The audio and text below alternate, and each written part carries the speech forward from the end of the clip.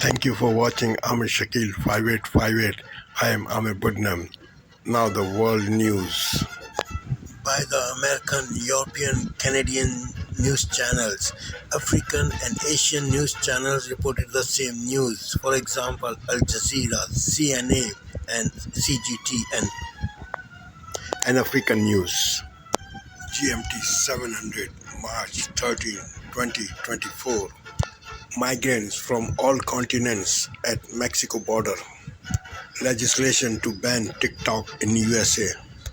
Illegal guns going from US to Haiti. Nomination of Biden and Trump from their parties. Inflation goes high. $300 million for Ukraine. Senator resign. Canada's mass killing suspect. Sun eclipse. Special prosecutor of Mr. Biden questioned by Senate. Ukraine and Russia attacked each other simultaneously. Singer and songwriter of Dirty Dancing died. Food ship for Gaza is still in waters. Israel attacked. Good evening. I'm Jeff Bennett. I'm Amna Nawaz in Sasabe, Arizona, on the U.S.-Mexico border. On the NewsHour tonight, a surge in migrant arrivals from around the world strains immigration resources and divides local communities on how to respond. The bipartisan legislation that could force TikTok's Chinese parent company to sell or face a nationwide ban. And how the illegal trafficking of high-caliber guns from the U.S. is helping fuel the gang violence and political upheaval in Haiti.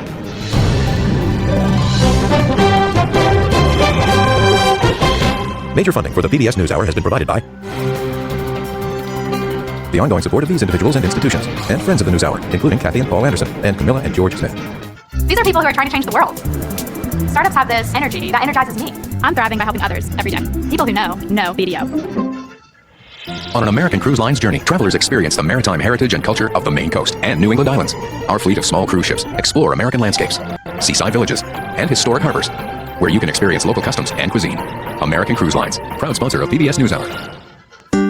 The John S. and James L. Knight Foundation, fostering informed and engaged communities. More at kf.org. And with the ongoing support of these individuals and institutions.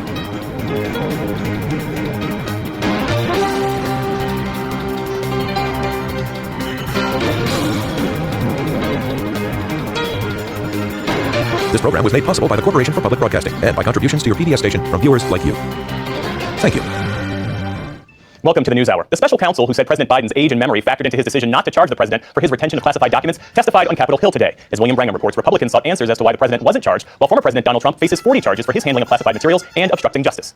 Joe Biden broke the law. Republicans called special counsel Robert Hur, who in his report released last month said evidence suggested President Biden had willfully retained classified documents at his home and offices, but wrote, quote, "We conclude that no charges are warranted in this matter." What my report reflects is my judgment that based on the evidence, I would not be able to prove beyond a reasonable doubt to a jury that intent element had been. Right, but the reason Hur's report said making that case would be difficult because the president, quote, would likely present himself to a jury, as he did during our interview with him, as a sympathetic, well-meaning elderly man with a poor memory. My assessment in the report about the relevance of the president's memory was necessary and accurate and fair. I did not sanitize my explanation, nor did I disparage the president. He knew the rules, but he broke them for $8 million in a book advance. Republicans criticized Hur for not bringing charges, alleging Biden's deal for an autobiography was why he kept the classified documents. It wasn't just the money, it wasn't just $8 million, it was also his ego.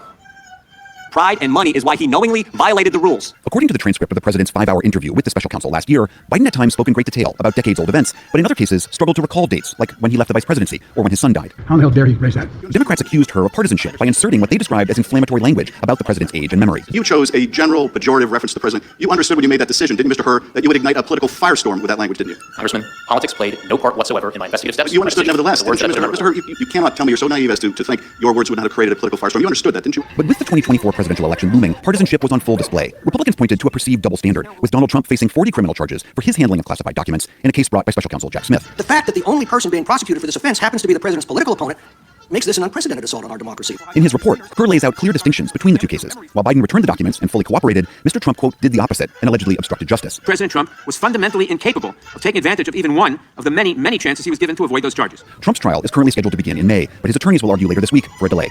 For the PBS NewsHour, I'm William Brangham.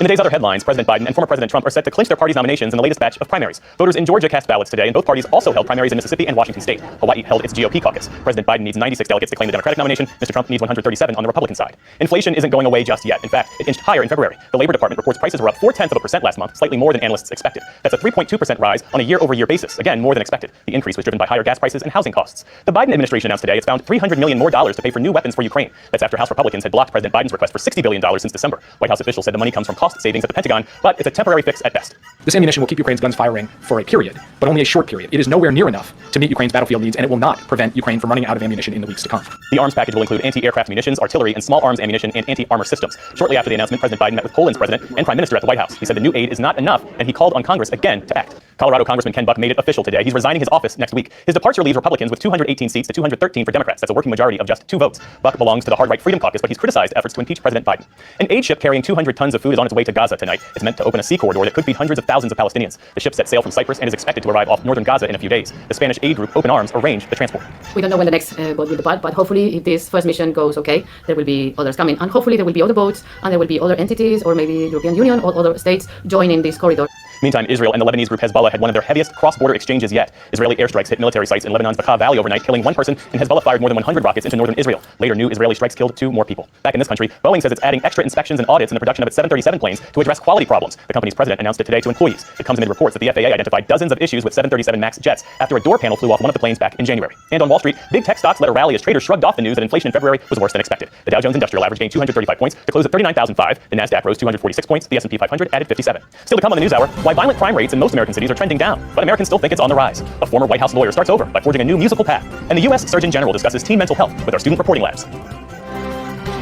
This is the PBF NewsHour from WETA Studios in Washington and in the West from the Walter Cronkite School of Journalism at Arizona State University. Migrant crossings on the Arizona-Mexico border have remained high this year. It's where people from all over the world come to enter the U.S. Amna Navaz joins us now from Pima County. Amna, what's the situation on the Arizona border where you are?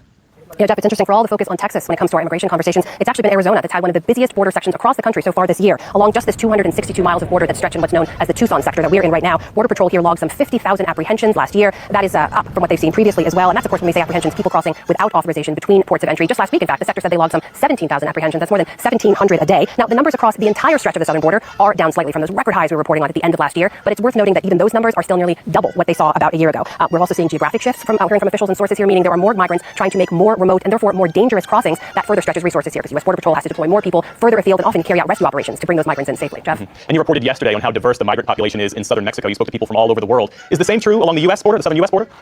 Jeff, I have to tell you, never in my life that I think all my language skills would come to play on the U.S. southern border in this way. In just the last hour or so, we've been driving around maybe a 2-mile stretch of border. I've met people from Bangladesh, from Guinea, from Mauritania, from Guatemala, from Ecuador, from Nepal, from Mali, because I'm able to communicate with them both in Urdu and in French. I was able to get some details. Many of them share horrifying travels of, over weeks or months at a time. They've arrived here with nothing but the shirts on their back. All of them share stories about being robbed and assaulted along the way. They say Mexican officials in particular took their money, in some cases took their passports and phones, and they all want to know what happens next. Where can we go? Well, one of the people here to answer those questions is a man named Pastor Randy Meyer. He is with the Good Shepherd United Church of Christ. It's about 90 minutes away from here. He brought us out here because he comes here regularly. Once a week or so, he brings out water, he brings out food, he drives the stretch of the border, interacts with the migrants who've arrived and lets them know that Border Patrol is here, they will be able to help them, and then tries to communicate with Border Patrol to come pick people up. But he's also shared he's seeing larger and larger groups. Yesterday alone, groups of 150 or 200 people. It stretches Border Patrol's resources, it stretches his. It's also stretching the local officials in Pima County. Jeff? And Anna, this all reflects shifts and increases we've been seeing for months now. Is this, based on your reporting, indicative of what's ahead?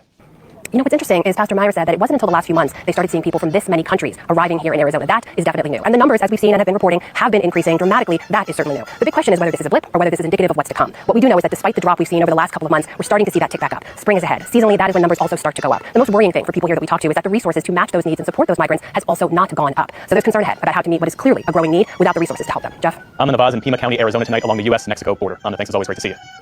Thanks, Jeff.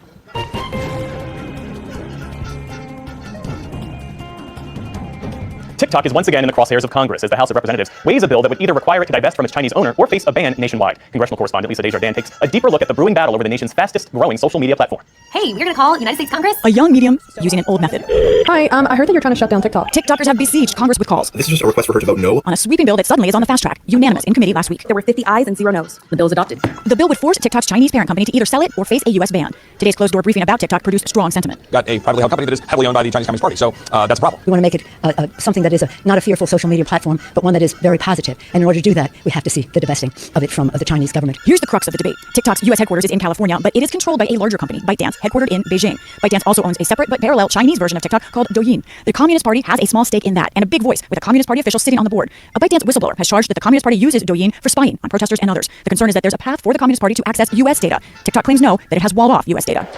Well, thank you. Adding to this turbulence is another force, former President Donald Trump, who's been up and down, but mostly does not like a TikTok ban. There's a lot of good and there's a lot of bad with TikTok. But the thing I don't like is that without TikTok, you can make Facebook bigger. Just put it in my little ring mount and hit record. Caught in the crosswinds are TikTok creators like renovator Alex D'Alessio, who first spoke to NewsHour last year. I just wish they would try to exhaust all other options prior to potentially canceling it. We asked him what he thinks of this latest bill and what it would mean for him. It's just frustrating that the people voting on this bill are not the people that are using this app or really understand what it means to us. I'm currently, behind me is our new Fixer Upper, which we just bought with the money I've been earning from my business, which is from TikTok. And we have a baby on the way, a month away, our first baby, which we're super excited for. So I'm quite literally supporting my family off of my business that is surrounded around this app. President Biden has said he would sign the bill, but its fate in the Senate is unclear. And of course, before any of that, it must pass the House, which is possible tomorrow. To discuss are the House sponsors, Congressman Mike Gallagher and Raja Krishnamurthy, chair and ranking member, respectively, of the Select Committee on the Chinese Communist Party. Let me ask right at the top, what is the danger of TikTok that you see? The fundamental danger is that TikTok is owned by ByteDance, and ByteDance is beholden to the Chinese Communist Party. So from this flow two concerns, one being the security of Americans' data on the platform, but the other, and I think a broader concern, is the potential for this platform to be used for the propaganda purposes of the Chinese Communist Party. And there we got a preview of what could happen in that scenario last week, when TikTok pushed a push notification to all its users, asking them for their zip code, and then having them call members of Congress. It was based on a completely inaccurate message to their users, and you had teenagers calling Congress saying, if you ban TikTok, I'll kill myself. Imagine what could happen the closer we get to an election. The unclassified Director of National Intelligence Assessment released yesterday said TikTok is already being used to target members of Congress in both parties politically. I know both of you probably got those phone calls, including today. And I know this is a carefully targeted bill, but still today we saw on the Hill TikTok creators and other members of Congress speaking out saying they think that this is a violation of basic rights. I wonder how you approach the First Amendment issues. Do you understand the First Amendment issues at play, the business issues at play, and why is this worth it? Sure. Well, first of all, there's no First Amendment right to espionage. There's no First Amendment right to harm our national security.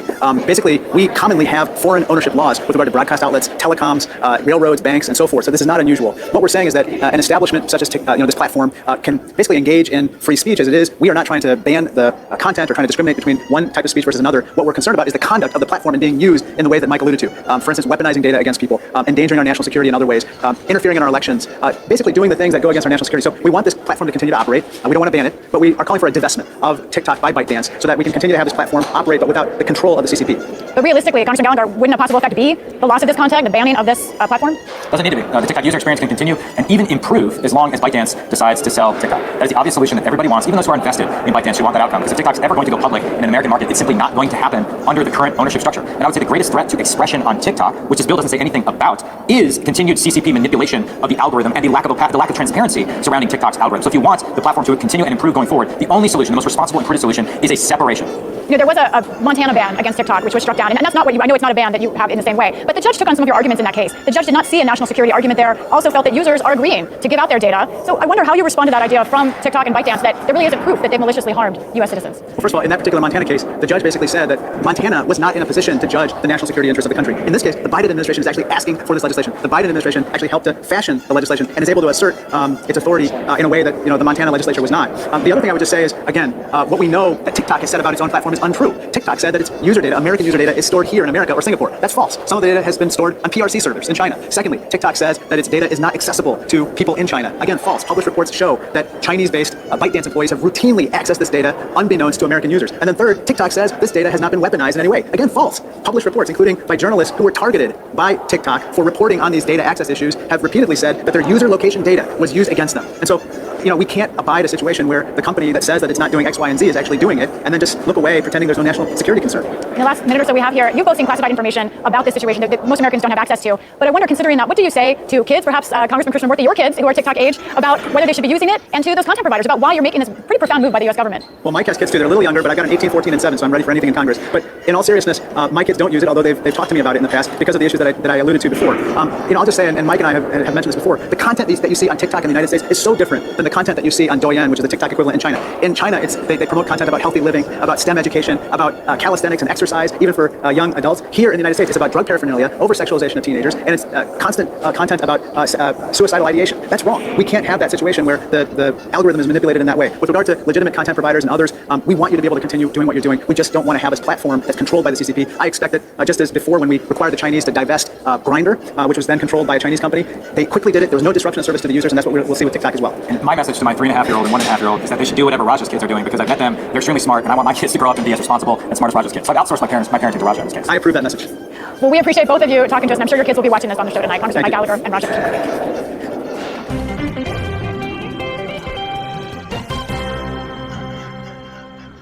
Months of chaos and raging gang violence came to a head today in Haiti. The Prime Minister, stranded in Puerto Rico and unable to return to his nation, announced late last night that he would resign as soon as a transitional government is in place and a new leader chosen. Meantime, Kenya reportedly delayed the deployment of a police force to Haiti under a UN flag pending the selection of that new government. That force would help bolster depleted and beaten Haitian security services that have been fighting heavily armed gangs for years. But that violence has recently been made worse by an influx of more and more powerful weapons. And as special correspondent Marcia Biggs tells us, the weapons fueling the violence mostly come from the U.S.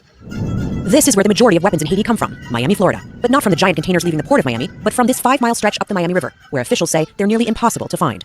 We went to one of several small shipping terminals along the Miami River, which specialize in what's called break bulk cargo. There we met Anthony Salisbury, the special agent in charge of Homeland Security investigations in Miami. When you go to a major modernized port like the Port of Miami, you're going to see containers stacked up, very modernized, giant cranes loading them onto cargo ships, lots of access control, lots of security, formalized paperwork, declarations. What you have here is a bunch of loosely packed goods, very informal shipping mechanism, very informal on who it's going to, what the commodity is, and how much of it is going down. Hard to police. Very hard to police. Wow. This is a typical warehouse filled with packages all bound for Haiti. The Department of Homeland Security has some of the best interdictors in the world and the best inspectors in the world, right? But this is daunting. There's no way anybody can do all this. Is one warehouse on this river. Packages are already sealed and, according to Salisbury, lacking proper documentation, since anything claimed to be worth less than $2,500 doesn't have to be declared. Usually a paper manifest, handwritten. Right. You know? So very bare bones. And if potentially somebody didn't want that to make a manifest, very easy to make that happen. Just last year, Homeland Security announced a crackdown after Haiti's customs agency found a shipment of arms in a container labeled as church donations. But this break bulk cargo can only be searched one by one with mobile X-ray units. Salisbury says it could take a month just to go through this warehouse. We have to break apart these pallets, hand load them through the X-ray things. You'd have to break apart this pallet in order to X-ray it? Yes, one pallet. Oh, wow. In addition to bags of food, we saw batteries, construction equipment, even entire cars. But mostly we saw sealed up drums and cardboard boxes, packages sent by Haitian Americans to families back in Haiti, where poverty and hunger are rampant. There's a humanitarian need knowing what the people of Haiti are dealing with right now, and the Department of Homeland Security has to balance that on the whole. How do we balance inspection and enforcement while not unnecessarily slowing down the flow of commerce? But can you hide guns in that? Sure.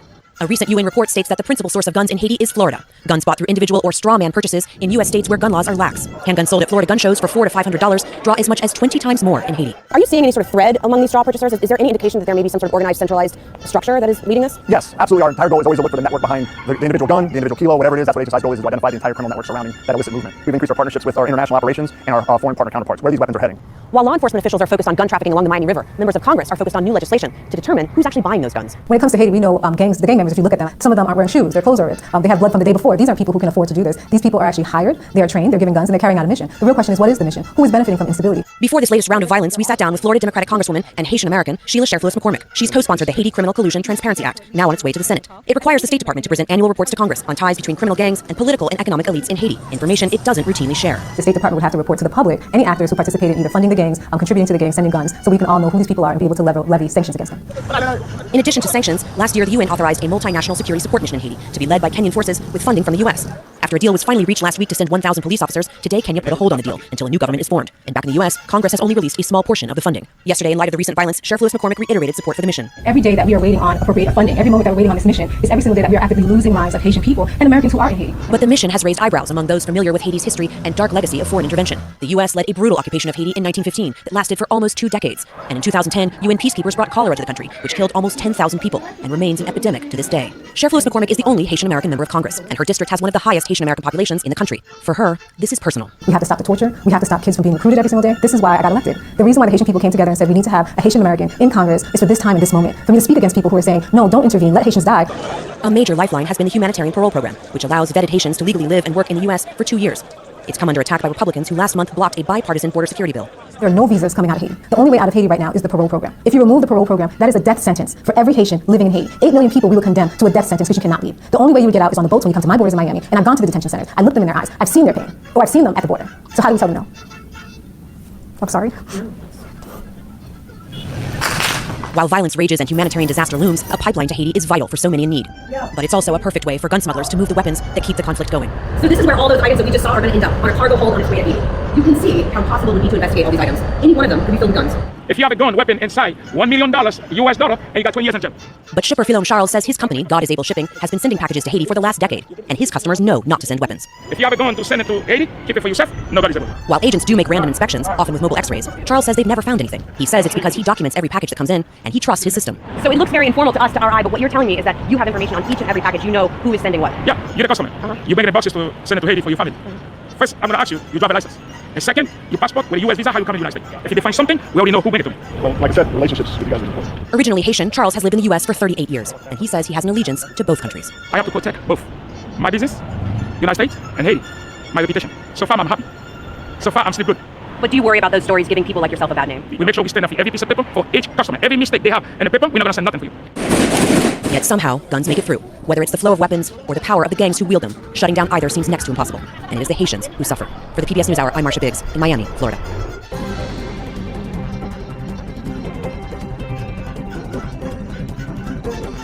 There's been a good deal of attention recently on violent crimes in the U.S., especially in many big cities and metro areas. But data suggests the reality may be different from the past few years, and different than the perception of how safe many people feel in their communities. Stephanie Tsai has our update.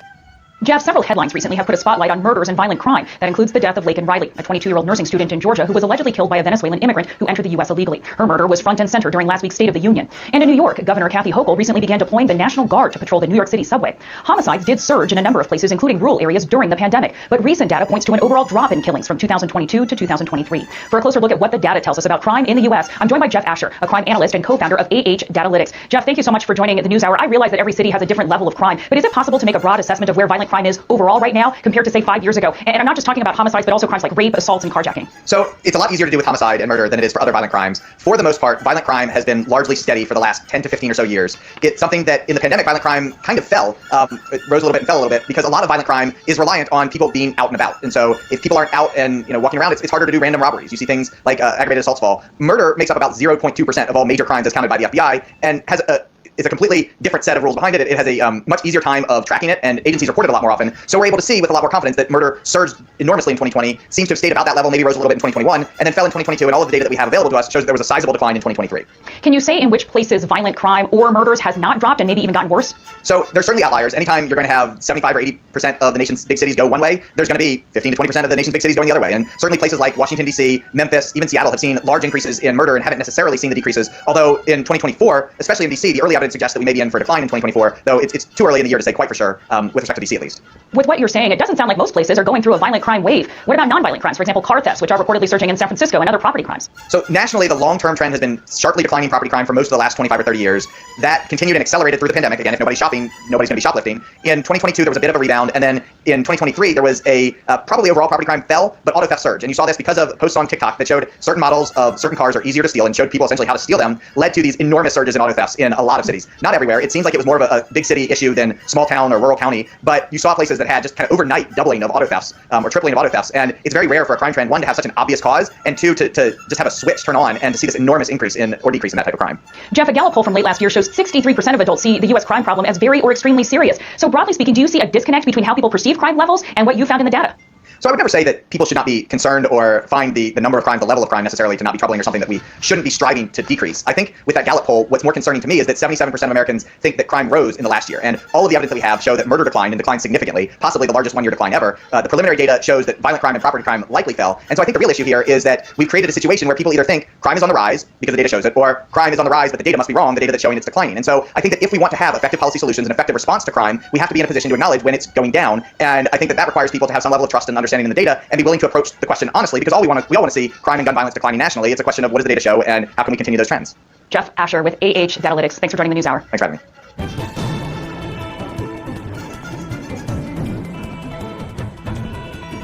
me. Second act. It's a common phrase that for some people means loving your first career, but wanting to pursue something else in a new chapter. Special correspondent Mike Saray looked at how one seasoned lawyer is now forging a musical path for our arts and culture series, Canvas.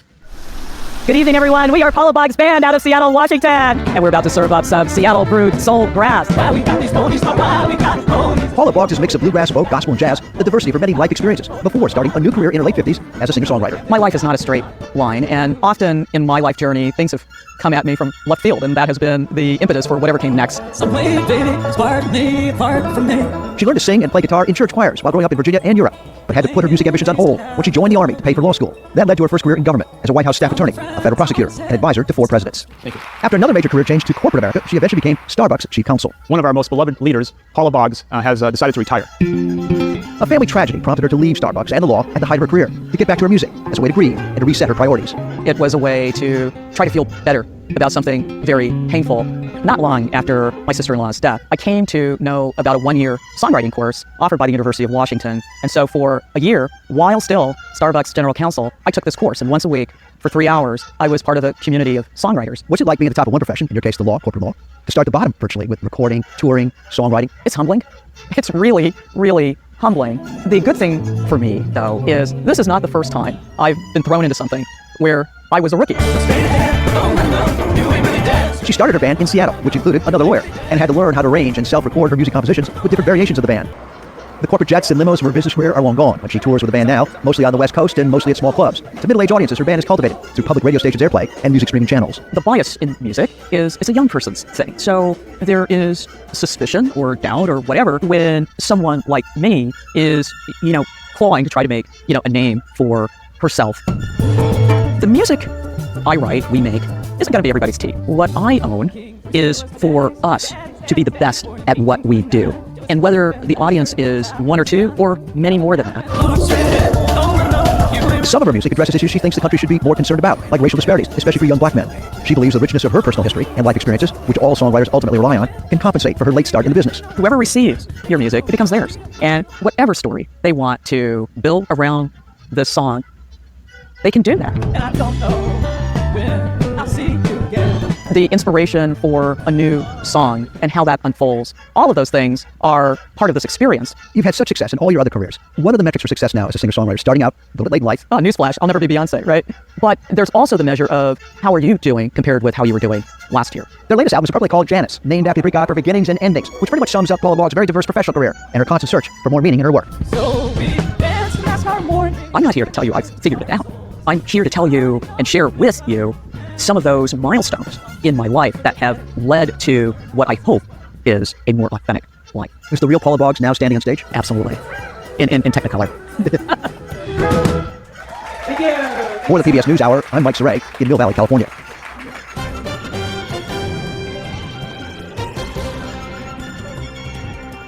Teen mental health is one of the U.S. Surgeon General's top priorities. Our Student Reporting Labs On Our Minds podcast from our teenage hosts, Bree and James, talked recently with the Surgeon General, Dr. Vivek Murthy, about his mental health as a teenager, tips for combating loneliness and isolation, and how to create tech-free zones to limit time on social media.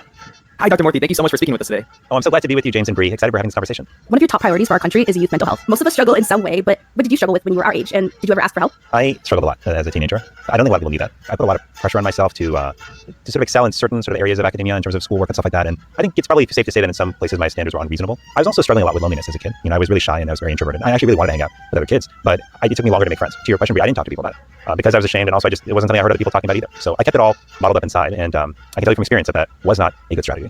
Social media sometimes connects us, but oftentimes doesn't feel deep, and it can also sometimes be harmful. So how can teenagers best use social media? I haven't met a single person who's figured it all out with social media. And I don't think people are having the struggles because somehow your generation is deficient in willpower. I don't think that's what's going on. I think you have just as much willpower and strength as prior generations. I think what's different is the technology that you're surrounded by. There are large numbers of adolescents who say that they are being bullied and harassed. 6 in 10 adolescent girls are being approached by strangers on social media in ways that make them feel uncomfortable. I got bullied at times when I was in middle school, but maybe once every now and then, not at the volume and the severity that the kids are experiencing online now. So that's really concerning. The third thing that I'll mention that concerns me is what is being displaced by social media. What are you not doing because you're spending a lot of time on social media? That's sort of the question, right? I was always on social media to the point where I needed a detox. It was like the algorithms and the likes and just my own time management kind of just drew me in more and more. I found that a really good solution for me in tackling that was keeping my phone somewhere where I couldn't even see it in the first place. So I would charge it somewhere else. I have a few things I'd be mindful of. Number one is to create tech-free zones in your day, saying, okay, you know what? I'm going to put my phone away a half hour before I go to sleep. And I'm actually not going to keep it with me at night. You can do what James did, which is I'm going to charge it in another room, entirely, so I'm not tempted to go at it. That will positively impact the quality of your sleep. You could also say, hey, whenever I'm having a meal, whenever I'm catching up with friends, we're all going to put our phones away, right? I heard of a common practice that some young people do where, when they all go out to dinner, they'll put their phones in the middle, and whoever picks it up first to try to look at it or something, they pick up the tab right for the group. It's much more likely that you'll be able to sustain that practice than if you try to do it alone. That is awesome advice. Thank you so much for your time. I'm so glad that we talked. Thank you, Dr. Murthy. Season 4 of On Our Minds runs through May with episodes every 2 weeks wherever you listen to your podcasts. And as always, there's more online, including a look at how the revival of a sugar maple harvest in Detroit is connecting young people of color to the outdoors. That's at pbs.org/newshour. That is the NewsHour for tonight. I'm Jeff Bennett. And I'm Amina Navaz on the U.S.-Mexico border. On behalf of the entire NewsHour team, thank you for joining us. I'm Rochelle Harrison-Pless in Sydney. Whether it's an environmental story, business feature, or breaking news, I report on the stories that matter from across Australia and New Zealand here on France 24. Rochelle Harrison-Pless, one of the 200 France 24 correspondents around the world.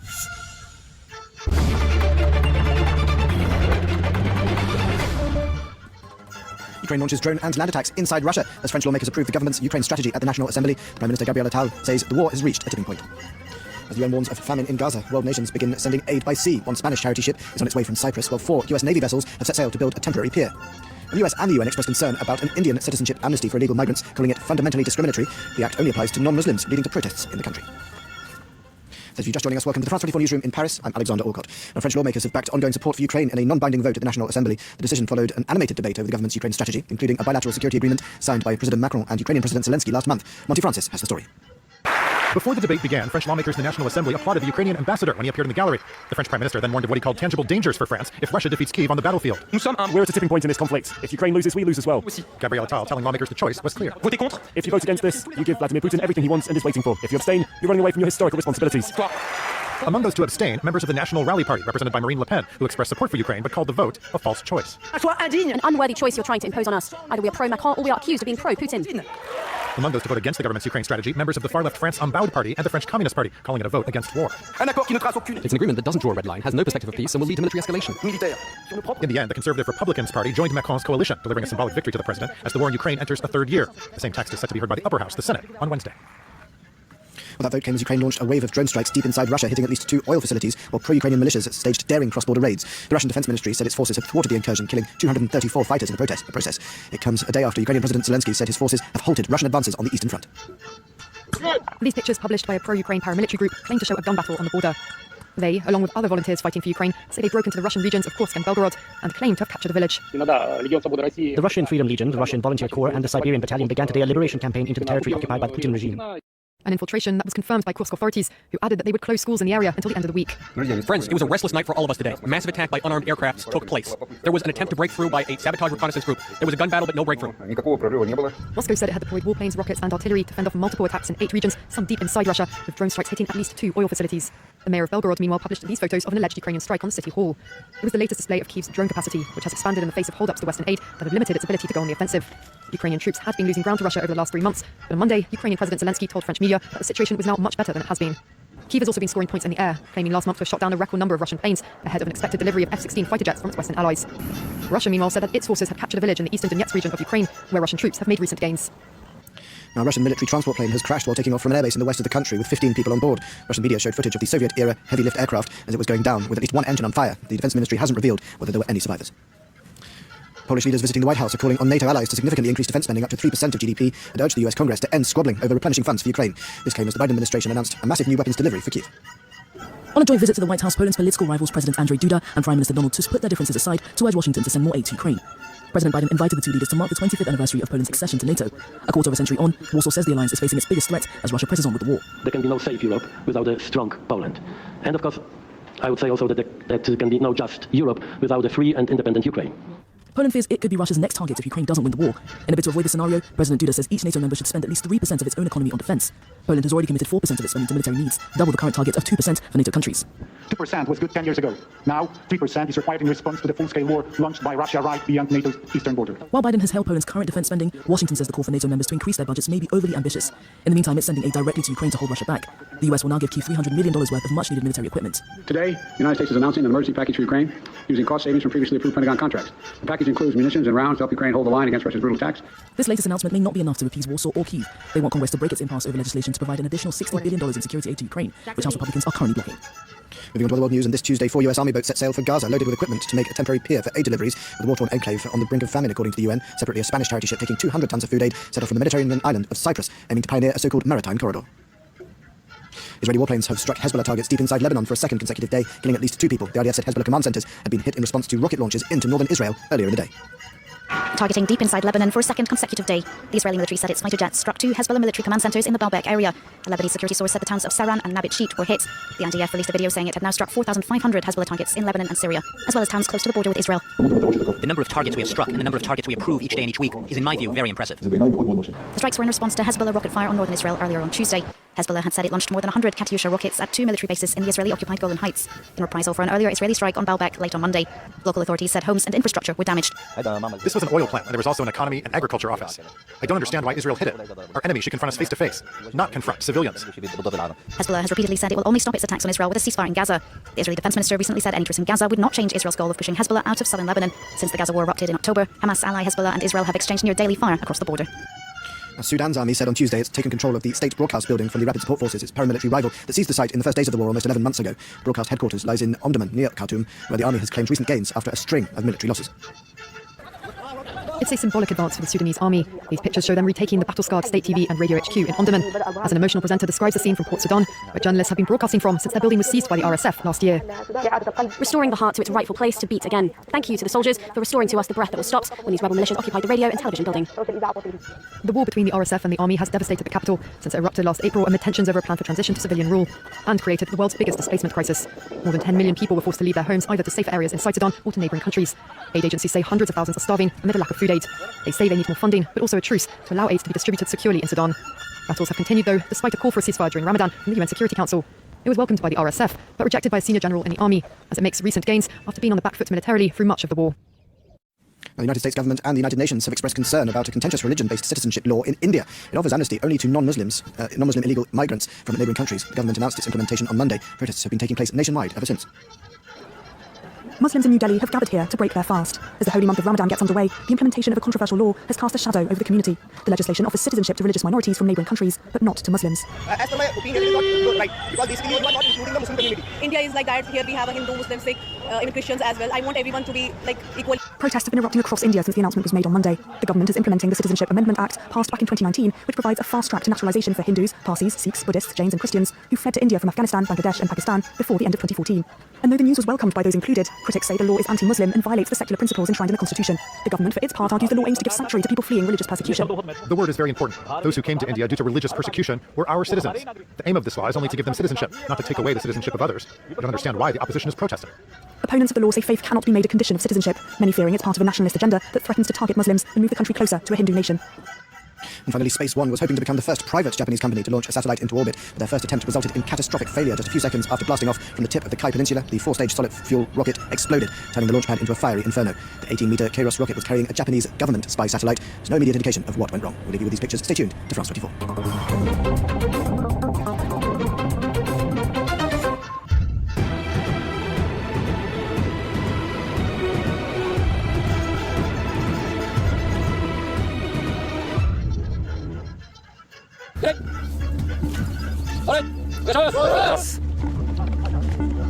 War games being played out in Japan, a country with an official commitment to pacifism.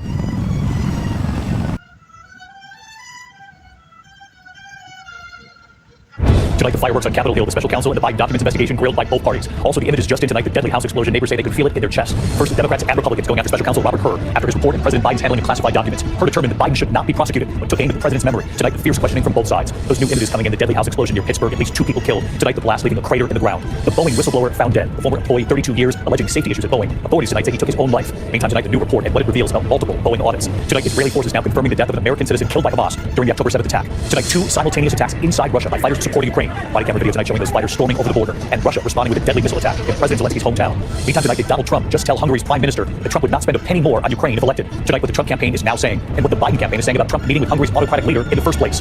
Tonight, 20 years later, Scott Peterson appearing in court 2 decades after being convicted of killing his pregnant wife, Lacey Peterson. Will he get a new trial? Tonight, the urgent search for a missing college student. The surveillance images this evening, just minutes before he was last seen. We're also tracking a new winter storm tonight. It could be the biggest snowstorm of the season for some. And the tributes pouring in tonight for the singer. His songs providing the soundtrack to so many big movies, including Dirty Dancing. From ABC News World Headquarters in New York, this is World News Tonight with David Muir. Good evening, it's great to have you with us here on a Tuesday night. We do begin tonight with the heated questioning on Capitol Hill. Former special counsel Robert Hur attacked by both Democrats and Republicans today. He was the special counsel who recently decided not to prosecute President Biden for his handling of classified documents, but still went on to criticize Biden's memory in his report. His decision not to prosecute angering Republicans, his decision to bring up the president's memory angering Democrats. And tonight, after the fireworks on Capitol Hill today, the White House now saying, case closed. Mary Bruce leading us off. Mr. Hur, do you believe Joe Biden's mentally Tonight on Capitol Hill, former special counsel Robert Hur facing hostile questions from both Republicans and Democrats as he defended his conclusion that President Biden had mishandled classified documents but should not be prosecuted. We identified evidence that the president willfully retained classified materials after the end of his vice presidency when he was a private citizen. We did not, however, identify evidence that rose to the level of proof beyond a reasonable doubt. Hur has come under attack from Democrats for saying one of the reasons Biden should not be prosecuted is because he would likely present himself to a jury, as he did during our interview of him, as a sympathetic, well-meaning elderly man with a poor memory. My assessment in the report about the relevance of the president's memory was necessary and accurate and fair. I did not sanitize my explanation, nor did I disparage the president unfairly. Today, Democrats unloading. You understood when you made that decision, didn't you, Mr. Hur, that you would ignite a political firestorm with that language, didn't you? Congressman, politics played no part whatsoever in my investigative steps. But today, Republicans furious too, asking, should Biden not be prosecuted just because he's sympathetic? One of the points you make is that President Biden's likely to be an elderly, sympathetic figure with a poor memory. But how does that bear on any individual's guilt or innocence? Isn't that, again, a question for a judge or jury to decide? Democrats emphasizing Hur's note that Biden fully cooperated with the investigation, unlike Donald Trump. Did you find that President Biden engaged in a conspiracy to obstruct justice? No. Did you find that President Biden engaged in a scheme to conceal? No. But Hur forcefully pushing back when Democrats declared his report exonerated the president. So this lengthy, expensive, and independent investigation investigation resulted in a complete exoneration of President Joe Biden. I need to go back and make sure that I take note of a word that you use, exoneration. That is Mr. not a word Kerr, that I'm going to continue with my questions. I'm going to continue with my questions. I know that the term. I know that the term. Evidence existed such that the likely outcome. You exonerated him. I know that the term willful retention has a. Mr. Hurd, it's my time. That moment sums up the day. Let's get right to Mary Bruce live at the White House. And Mary, of course, tonight the White House, as we know, has released the transcript of President Biden's interview with the special counsel. I know you've read through it all. You were telling us that there were some moments when the president was unable to recall things, but also times when the president went into great detail with his answers.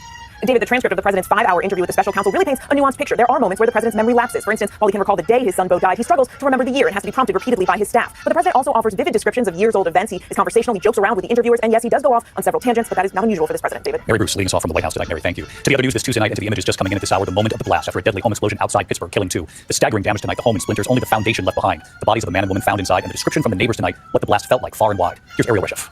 Tonight, a smoking crater is all that remains of a home after a massive explosion rocked a neighborhood outside Pittsburgh, killing 2 people inside. I'm on the scene. I got a house on the ground, completely on the ground. The home in Crescent Township detonating just before 9 this morning. Shockwaves felt for miles. Firefighters from multiple counties responding within minutes, saying they could feel the blast in their chests. We all felt and heard the explosion. Instantly, a column of white smoke up in the air, followed by a thick column of black smoke. John Bundy was working at a nearby factory and thought a truck hit his building. That was my main concern when I came out. I was like, is everybody okay? And I looked to my left, and that's where I saw literally, it was a mushroom cloud. Debris scattered on the ground and in the trees. The explosion damaging at least 2 additional homes and setting fire to part of a nearby hillside. Authorities say a man and a woman were found dead at the scene. David, still no confirmed cause of that explosion. The house was connected to a private gas well and there were propane tanks on the premises. David. Ariel Reshef reporting. Ariel, thanks. Now to the new troubles for Boeing tonight. A longtime worker, 32 years with Boeing, turned whistleblower, alleging safety issues, found dead. Authorities say he took his own life. And it comes amid a new report tonight. The FAA audit of Boeing's production line and what it found. Here's Trevor Ault.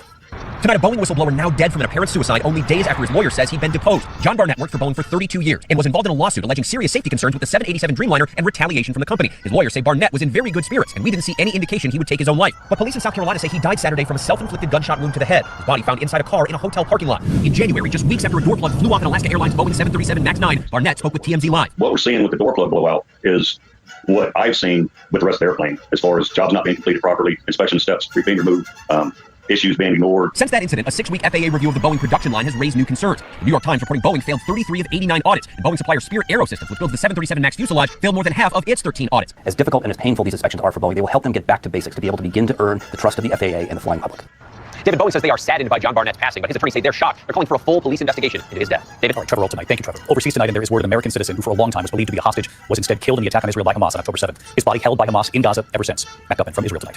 Tonight, the IDF announcing dual citizen Itai Khan, one of several American hostages believed alive in Gaza, was actually killed in fighting during Hamas's October 7th rampage. Hamas then taking the 19-year-old soldier's body into Gaza. In the weeks after the attack, we spoke to his father. Ruby, are you hopeful that you will ever see your son again? Oh, that's no option to think otherwise. I am positive that I will see him back again. With the hostage release and ceasefire deal stalling last week, tonight Israel's Prime Minister again insisting that Israel will invade the southern Gazan city of Rafah, where 1.5 million people are seeking shelter and hunger is epidemic. That is aid to Gaza now arriving from land, air, and sea. For the first time, a ship is en route to deliver aid directly to Gaza. Working in coordination with the Israeli military, the NGO World Central Kitchen is sending 200 tons of rice, beans, flour, and proteins set to arrive as early as tomorrow. Our team in Gaza filming trucks carrying landfill to northern Gaza to build this makeshift anchorage. Once this gets there, it'll be offered by crane, it'll be put on trucks, and we'll be taking that into northern Gaza. And the U.S. set to build another temporary pier off the coast of Gaza. Hours ago, 500 U.S. troops deploying from Virginia.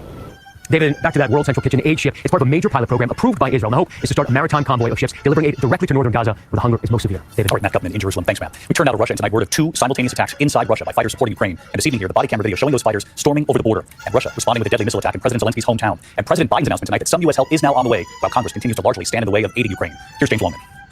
Tonight, 2 simultaneous attacks inside Russia. Pro-Ukrainian militia launching a major incursion as the Ukrainian military fired a wave of drones. 2 of the biggest strikes yet inside Russia. Body camera video shows those pro-Ukrainian fighters storming across the border. Russia claims it repelled the attack, killing more than 200 fighters, though it's still not clear if the situation is under control. As that barrage of Ukrainian drones hit multiple locations, setting this oil refinery ablaze. It's the biggest challenge to Vladimir Putin on Russian soil since last year's failed Wagner coup, and comes just days before Russia's presidential election. The Kremlin responding in kind, a Russian missile slamming into a residential building south of Kyiv, killing at least 3 people and injuring dozens more. And tonight, with Republicans in Congress blocking more aid to Ukraine, the White House announcing a new $300 million security package. Putin will keep going. President Biden today saying those supplies will only last a couple of weeks, urging Congress to send Ukraine the help it needs. We must act before it literally is too late. And tonight, David, the White House says that extra Ukraine money comes from Pentagon savings. David. James Longman, overseas tonight. James, thank you. And on the issue of helping Ukraine tonight, news involving Donald Trump after he met with the Prime Minister of Hungary at Mar-a-Lago. The autocratic leader is now back in Hungary tonight and telling an interviewer that Donald Trump told him that if he's elected, he would not spend another penny on Ukraine. So let's get right to Rachel Scott. She's live on the Hill tonight in Washington. She's covered the presidential campaign. Rachel, the Trump camp answering to this tonight. The Biden camp also asking some major questions on this. Yes, David, because it is highly unusual for a foreign leader to travel to the United States and meet with the president's political rival, especially in an election year. Far-right Hungarian Prime Minister Viktor Orban has been sharply criticized for embracing Russian President Vladimir Putin. Just days ago, President Biden on the campaign trail said Orban is looking for dictatorship. Trump has long said he could end the war in Ukraine within 24 hours if he is reelected. Orban said the former president laid out a plan to cut off aid to Ukraine, saying that's why the war will end, because it's obvious that Ukraine cannot stand on its own 2 feet. The Trump campaign tonight not denying that the former president said those words, telling us that if Trump is reelected, it would be his top priority to negotiate an end to the war, but David's still not providing any details on just exactly how he would do it. Rachel Scott live in D.C. Rachel, thank you. Next tonight, we showed you the horrific images from Haiti last night here. Well, tonight we learned the Prime Minister of Haiti has agreed to step down as soon as a transitional council is in place. A gang-led rebellion has brought Haiti to the brink of collapse. Prime Minister Ariel Henry is in Puerto Rico, unable to return. Politicians in Haiti are now scrambling to be part of this new government. Gang members tonight saying the violence will end only if they have a seat at the table. Back here in the U.S., into a case that made national headlines for years. Well, tonight here, 20 years later, convicted killer Scott Peterson facing a judge today, fighting for a new trial on the murder of his pregnant wife, Lacey Peterson. The Innocence Project has now taken up the case, citing new evidence. Kana Whitworth in the courtroom. 20 years after he was convicted of murdering his pregnant wife and unborn child, Scott Peterson today appeared before a judge by Zoom to fight for a new trial. Good morning, Mr. Peterson. Can you both see and hear the proceedings, sir? Yes, sir. Yeah, thank you. Peterson is serving life in prison, but the LA Innocence Project is now leading his defense, arguing new and overlooked evidence could exonerate him. Mr. Peterson's been waiting 20 years to find some of these police reports and audio recordings and video recordings that should have been provided. The defense wants new DNA testing on blood found in this burned-out van discovered near the family home the day after Lacey disappeared. The original fire investigator believes the evidence should be reassessed. This has always been one of those things that kind of sits in the back of your head and kind of bugs you a little bit. Peterson has always maintained his innocence. Sitting down with our Diane Sawyer. Everybody sitting at home wants the answer to the same question. Did you murder your wife? No, I did not. A few months later, the body's washing up on shore, not far from where Peterson claimed to have gone fishing the day Lacey disappeared. The former detective on the case says he welcomes new DNA testing. The big thing is test that blood. If we had the wrong guy, I want the truth to come out. I just don't have any doubts.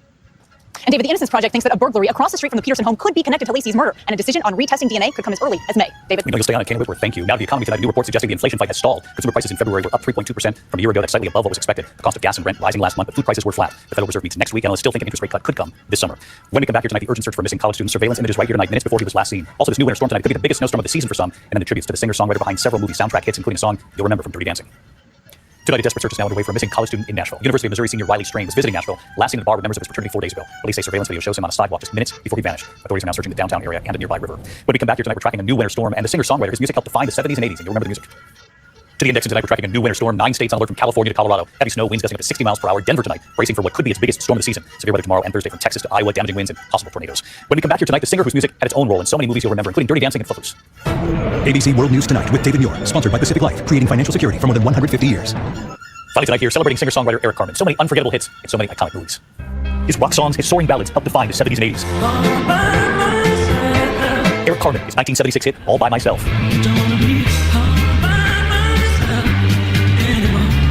So many of his songs in hit movies. Dirty Dancing, Hungry Eyes. 32 million albums sold.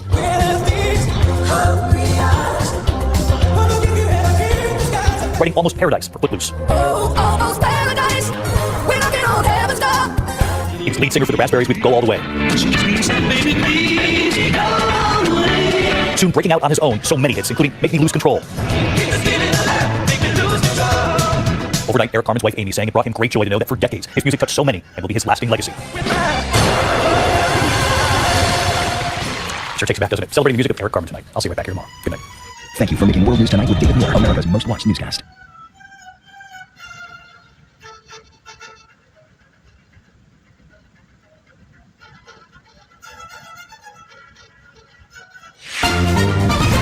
Added uncertainty in Haiti this Tuesday night. With his country in chaos, the Prime Minister is now quitting. Who will fill the power vacuum? We need election in order for us to get out of this situation. No warning signs why corrections officials say there was nothing to predict Miles Sanderson's killing spree in Saskatchewan, despite his multiple convictions. Boeing's plummeting reputation. Customers are going to pay attention as to what airplane they're hooked on. The growing list of problems plaguing the aircraft maker. And total eclipse of the sun. The New Heights and New Brunswick team is going, so you can view a rare event. Global National with Donna Friesen. Good evening and thanks for joining us. One of the poorest countries in the Caribbean is descending into an even more precarious situation tonight. Haiti, ravaged by gang violence, is now effectively a failed state. The United Nations says more than 15,000 Haitians have been displaced, more than 4,700 people have been killed, and what was already a fragile economy is now suffering a shortage of basic goods, including food and medical supplies. Now Haiti's Prime Minister is resigning, something the gangs had demanded, but that leaves a dangerous power vacuum. And tonight Kenya, which had agreed to send a security force to Haiti, has paused that plan. Mackenzie Gray has our top story tonight. A late-night resignation after months of pressure, adding to Haiti's years of chaos. Haitian Prime Minister Ariel Henry saying he'll quit soon once a transitional council is implemented in the coming days to run the country. The members of the transitional council will be appointed in the next 24 to 48 hours, and then they will take the step to appoint an interim prime minister in the near future. Henry was never elected prime minister, but was appointed to the position by the former president 2 days before his assassination in 2021. Since then, he's missed multiple deadlines to hold Haiti's first elections since 2016.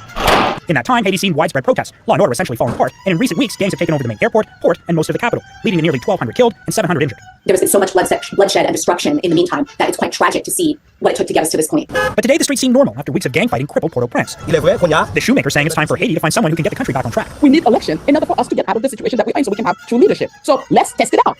Let's try it. What do we have to lose? And there's no shortage of options. The first, Jimmy Cherizeri, the leader of the G9 gang in control of the capital. Nicknamed Barbecue for allegedly lighting opponents on fire. He says what's happening in Haiti isn't peaceful. We're making a bloody revolution in the country. Former Haitian police chief and Senator Guy Philippe also potentially vying for a leadership position. Philippe helped lead a coup in 2004 and recently served a 5-year sentence in a U.S. federal prison on drug charges. You know, United States, we got hate friends of Canada. We're just asking them. We know we need their help. Henri resigned from Puerto Rico last night, unable to return home after traveling to Kenya to finalize a United Nations security force. But Don and Nairobi now potentially backing out, saying they're waiting for an indication the government is in place before they send any help. Okay, Mackenzie Gray in Ottawa, thanks. A ship towing a barge packed with nearly 200 tons of food and supplies is finally on its way to Gaza. The charity vessel Open Arms left Cyprus this morning on what's hoped could be a new humanitarian corridor to deliver much-needed aid to Palestinians. Israel's siege on Gaza has caused more than 31,000 deaths, according to the health ministry there, and it's not just weapons killing people now, it's starvation. A warning, some of the images are disturbing. Redmond Shannon reports. 6-year-old Fadi lives with cystic fibrosis.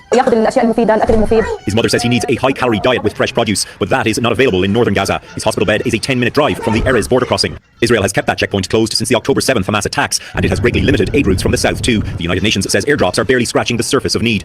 That's why this ship's departure from Cyprus could be so important. Of course, the conflicts and starvation, what we're doing right now. The Open Arms is normally an NGO migrant rescue vessel, but now it is towing almost 200 tons of food to Gaza. The charity World Central Kitchen is building a jetty in Gaza to help it dock later this week. I cannot release specific locations of where it's going to happen, but for sure it's going to be in Gaza. The cargo has been inspected by Israeli authorities. More ships are set to follow, and a US military vessel is heading from Virginia to build another dock for aid deliveries. On the shores of Gaza, there isn't much excitement at the news. This man describes the maritime corridor as nonsense. He asks, why is it needed if Israel can simply allow trucks to drive across the land border crossings? There's only one way to restore an adequate flow of humanitarian aid. The people of Gaza need an immediate humanitarian pause. Peace mediators are not optimistic. We are not near a deal. Until a deal is reached, boats like these may be the best hope for children like Fadi. Redmond Shannon, Global News, London. For a second day, Israeli warplanes struck deep into Lebanon. The IDF claims 2 Hezbollah military command centers were hit. The Iran-backed militant group says at least 2 people were killed and 20 others injured. Israel's attack was a response to a barrage of rocket attacks on northern Israel overnight. Its military also released this video of strikes on 2 army sites in southern Syria where it claims members of Hezbollah were operating. In Washington, the former special counsel assigned to report on President Joe Biden's possession of classified documents faced tough questions today. In his report, Robert Hur found no wrongdoing on Biden's part, but he did criticize Biden's ability to remember key events. As Jackson Prosco reports, that's led to allegations of a politically motivated hit job. Do you swear or affirm under penalty of perjury? Under oath and under fire. The president willfully retained classified materials. Special counsel Robert Hur faced bipartisan backlash for his investigation into President Joe Biden and his decision not to recommend criminal charges for mishandling of classified documents. Joe Biden broke the law.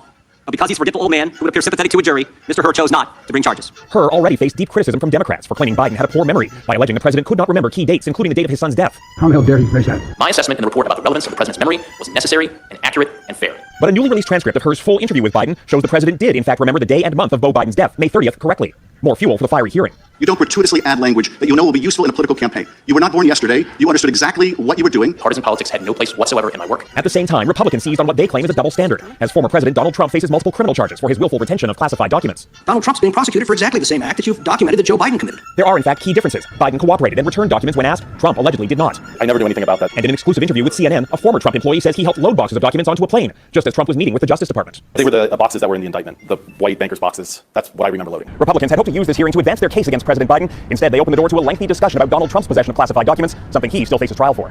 Donna? All right, Jackson in Washington, thanks. Boeing's reputation, which had already taken a hit after multiple incidents, is being further shaken after a frightening flight from Australia to New Zealand. The pilot says he temporarily lost control of the Boeing 787. Passengers say the plane suddenly dropped mid-flight, throwing people around the cabin. Dozens of people were injured. The flight did land safely, but it's again raised concern about safety and quality control at Boeing. Air Canada and WestJet each have over 100 of the American-made planes in their fleets. And Gaviola looks at the problems piling up at Boeing.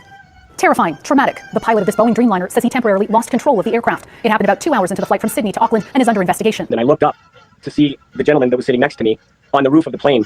I'm looking at him fully outstretched with his back on the roof of the plane. And then he came crashing down to the floor. It was insane. Boeing again in the headlines this week as the New York Times reports the aerospace giant's production process has failed 33 of 89 audits conducted during a probe by the U.S. Federal Aviation Authority. Over the weekend, whistleblower John Barnett, a longtime Boeing employee who retired in 2017, died by suicide. Last week, he was in depositions related to a lawsuit against his former employer.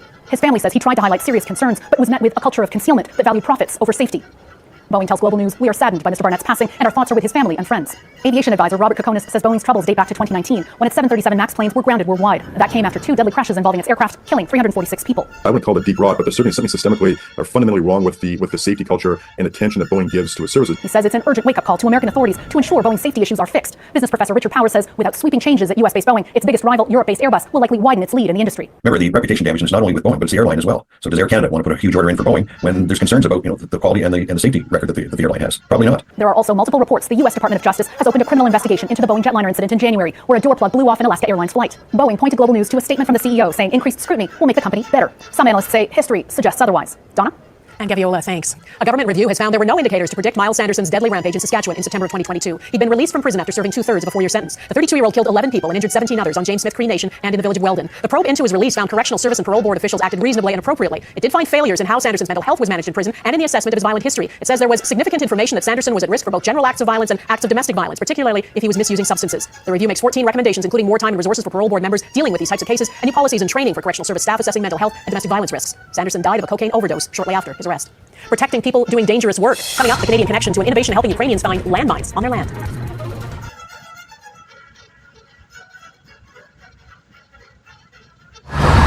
Ramzan के पुरनूर सफर का आगाज कीजिए यांडो के साथ। Russia claims it has thwarted an armed incursion by Ukraine and by pro-Ukraine fighters from Russia. It says anti-Kremlin armed groups attempted a cross-border raid from 3 separate directions using tanks and armored combat vehicles. Russia claims it repelled those attacks. Ukraine says the groups were acting independently. Hours earlier, Ukraine launched one of its largest drone attacks since the start of Russia's full-scale invasion. Critical Russian infrastructure was hit with dozens of long-range drones and rockets. At least 2 major oil refineries were hit deep inside Russia. And after months of warning there was no money left, the U.S. has announced a new stopgap aid package for Ukraine worth $300 million. It includes artillery rounds and air defense interceptors. The White House says the funding came from unanticipated savings in weapons contracts, though it will only temporarily hold the line against Russia and does not replace the critical need for Congress to pass a $60 billion aid package. Canada says it will provide $3 billion in financial aid and military support to Ukraine this year. That includes millions for demining efforts. 30% of Ukraine's land is estimated to be contaminated with mines. And with spring around the corner, clearing that land is a priority. Crystal Gamansing reports from Ukraine on an innovative way to protect those deminers. This is called a PMN2. It's a Soviet-era anti-personnel blast mine that will kill a child. It will take a leg off an adult. The explosive would be in this part? High explosive in there. For the past 10 years, Michael Newton has been working with the Halo Trust clearing landmines around the world. Currently, his focus is on Ukraine. It's different in the sense of the scale. It's like nothing we've ever seen before. Canada has committed $4 million to the Halo Trust to train female deminers. With conscription and martial law, women make up a large portion of those available for the job. Clearing the land is a priority for Ukraine, especially agricultural lands.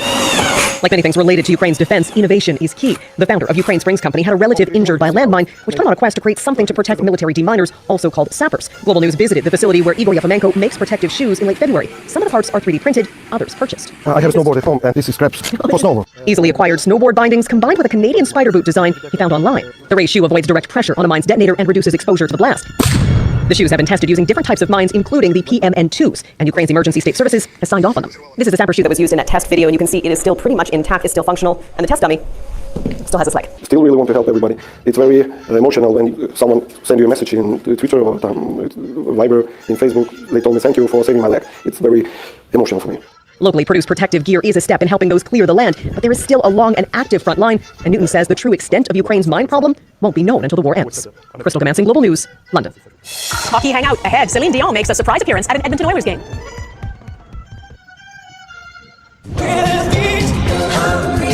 Singer-songwriter Eric Carmen, who had huge hits in the 1970s and 80s, has died. Carmen's wife made the announcement on his website saying, "Our sweet, loving, and talented Eric passed away in his sleep over the weekend. He was 74 years old. He rose to fame with the pop group The Raspberries before becoming a solo artist. He wrote hits like Hungry Eyes from Dirty Dancing and All By Myself, which later became one of Celine Dion's biggest hits. Celine Dion has mostly remained out of the public eye over the last year since her diagnosis with a rare neurological disorder, but the Canadian superstar recently turned up at a hockey game.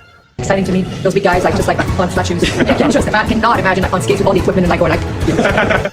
There she is cracking people up in the locker room. This video posted over the weekend by the Edmonton Oilers. She joked with players in the surprise locker room visit in Las Vegas last month. The 55-year-old singer has what's known as stiff person syndrome, an incurable disorder that causes progressive muscle rigidity and spasms. She also made an appearance at the Grammy Awards in February. Next, the New Brunswick scientist giving us all a front row seat for next month's total solar eclipse. There's a rare chance coming up to see a total solar eclipse. It takes place on April 8th. It happens when the moon passes between the Earth and Sun while completely blocking the face of the Sun. Bad weather, though, can ruin the occasion, so as Heidi Petrachik explains, a retired scientist from New Brunswick is helping enthusiasts get a clear view.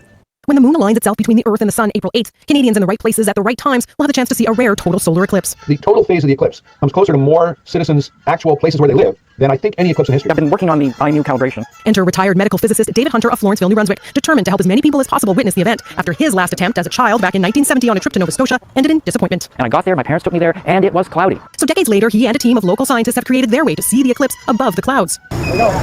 A tower equipped with 8 rotating cameras lifted by a huge helium balloon will capture and transmit images live from 30 kilometers above the Earth. We can get a good panoramic view of the planet and the Earth during the eclipse, and especially perhaps see the shadow of the moon approaching us. In Canada, the eclipse's path of totality hits southern Ontario first over communities such as Hamilton and Fort Erie, and continues to southern Quebec. After that, it's western and central New Brunswick's turn, followed by PEI and Newfoundland. Communities all along the path, making the most of it. Front row seats to the total solar eclipse. You need to be in western New Brunswick. The last time a total solar eclipse happened in those parts was more than 1,000 years ago, so the region is ready with 30,000 pairs of eclipse glasses, community viewing locations, and a special event with retired astronaut Chris Hadfield. It's such a unique opportunity to do something, and never going to happen in our lifetimes again. The members of Hunter's team, now among the many Canadians getting ready for the show. Their balloon set to beam it live around the world. Heidi Petrachik, Global News, Halifax. Love that. That is Global National for this Tuesday. I'm Donna Friesen. Tonight's Your Canada is Rec House, Newfoundland and Labrador. We'd love to see Your Canada. Please email it to viewers@globalnational.com. And thanks for watching. Hope to see you here again tomorrow. Bye-bye.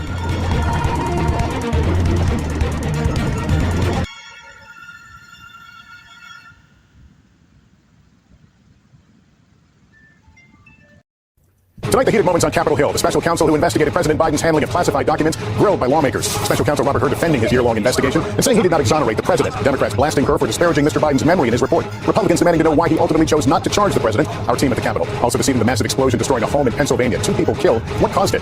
The whistleblower who raised safety concerns about Boeing found dead. What authorities are saying. It comes as we learn new details about that Boeing plane flying from Australia that suddenly plunged in midair. The White House announcing $300 million in new weapons for Ukraine despite the gridlock in Congress. Where is the money coming from? Haiti in chaos. The Prime Minister saying he'll resign after armed gangs overrun the Capitol. So who's in charge now? Inside the crackdown on retail theft, the mansion police say is the headquarters of a ring selling stolen goods on Amazon. And months after I spoke with his father, we finally learned what happened to a 19-year-old Israeli-American soldier believed kidnapped by Hamas. This is NBC Nightly News with Lester Holt.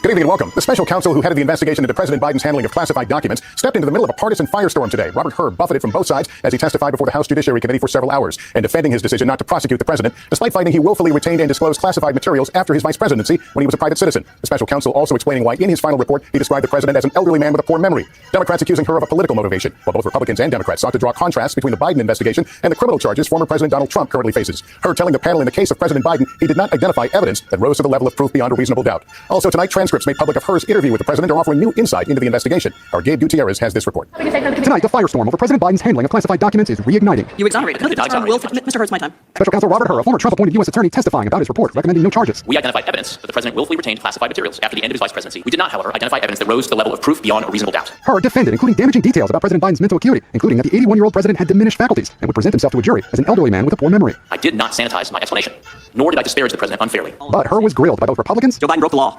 But because he's a forgetful old man who would appear sympathetic to a jury, Mr. Hur chose not to bring charges. And Democrats. You chose a general pejorative reference to the president. You understood when you made that decision, didn't you, Mr. Hur, that you would ignite a political firestorm with that language, didn't you? Congressman, politics played no part whatsoever in my investigative steps. Hur wrote President Biden could not remember when he was vice president, or even the year his son Beau died. The president said he was outraged. Hur asked him about his son. Frankly, when I was asked the question, I thought to myself, it wasn't any of their damn business. But the transcript of Hur's interview released today confirmed it was the president himself who brought up his son's death, as NBC News previously reported. The president asked, what month did Beau die? Oh God, May 30th. And others respond, 2015. The president then asks, was it 2015 he had died? Why did the president say that it was Robert Hur who brought up his son's death when the transcript shows otherwise? Well, the transcript clearly shows that the president was being asked by the special counsel about the book that he wrote about his son's unfortunate untimely passing. Classified documents were found in President Biden's old offices, his Delaware home, and his garage. All were returned. Democrats today comparing the case to former President Trump, who's pleaded not guilty to criminal charges for alleged mishandling classified documents. Hur writing, while Mr. Trump was given multiple chances to return the documents, he alleged did the opposite others.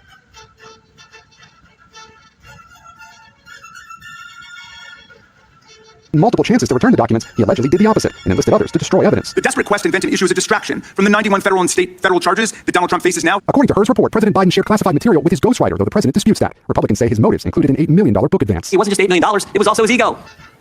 Pride and money is why he knowingly violated the rule.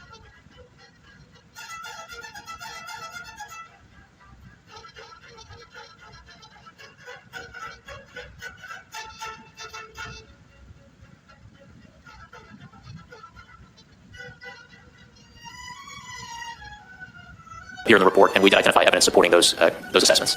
The White House says this is now case closed, and that the special counsel report cleared the president. But Republicans are expected to make his age an issue in the upcoming campaign. Late today, President Biden officially clinched the nomination. Lester? Gabe Gutierrez starting us off. Thank you. In Pennsylvania, a neighborhood shaken after a deadly home explosion killed at least 2 people near Pittsburgh. Emily Aketa on the investigation tonight.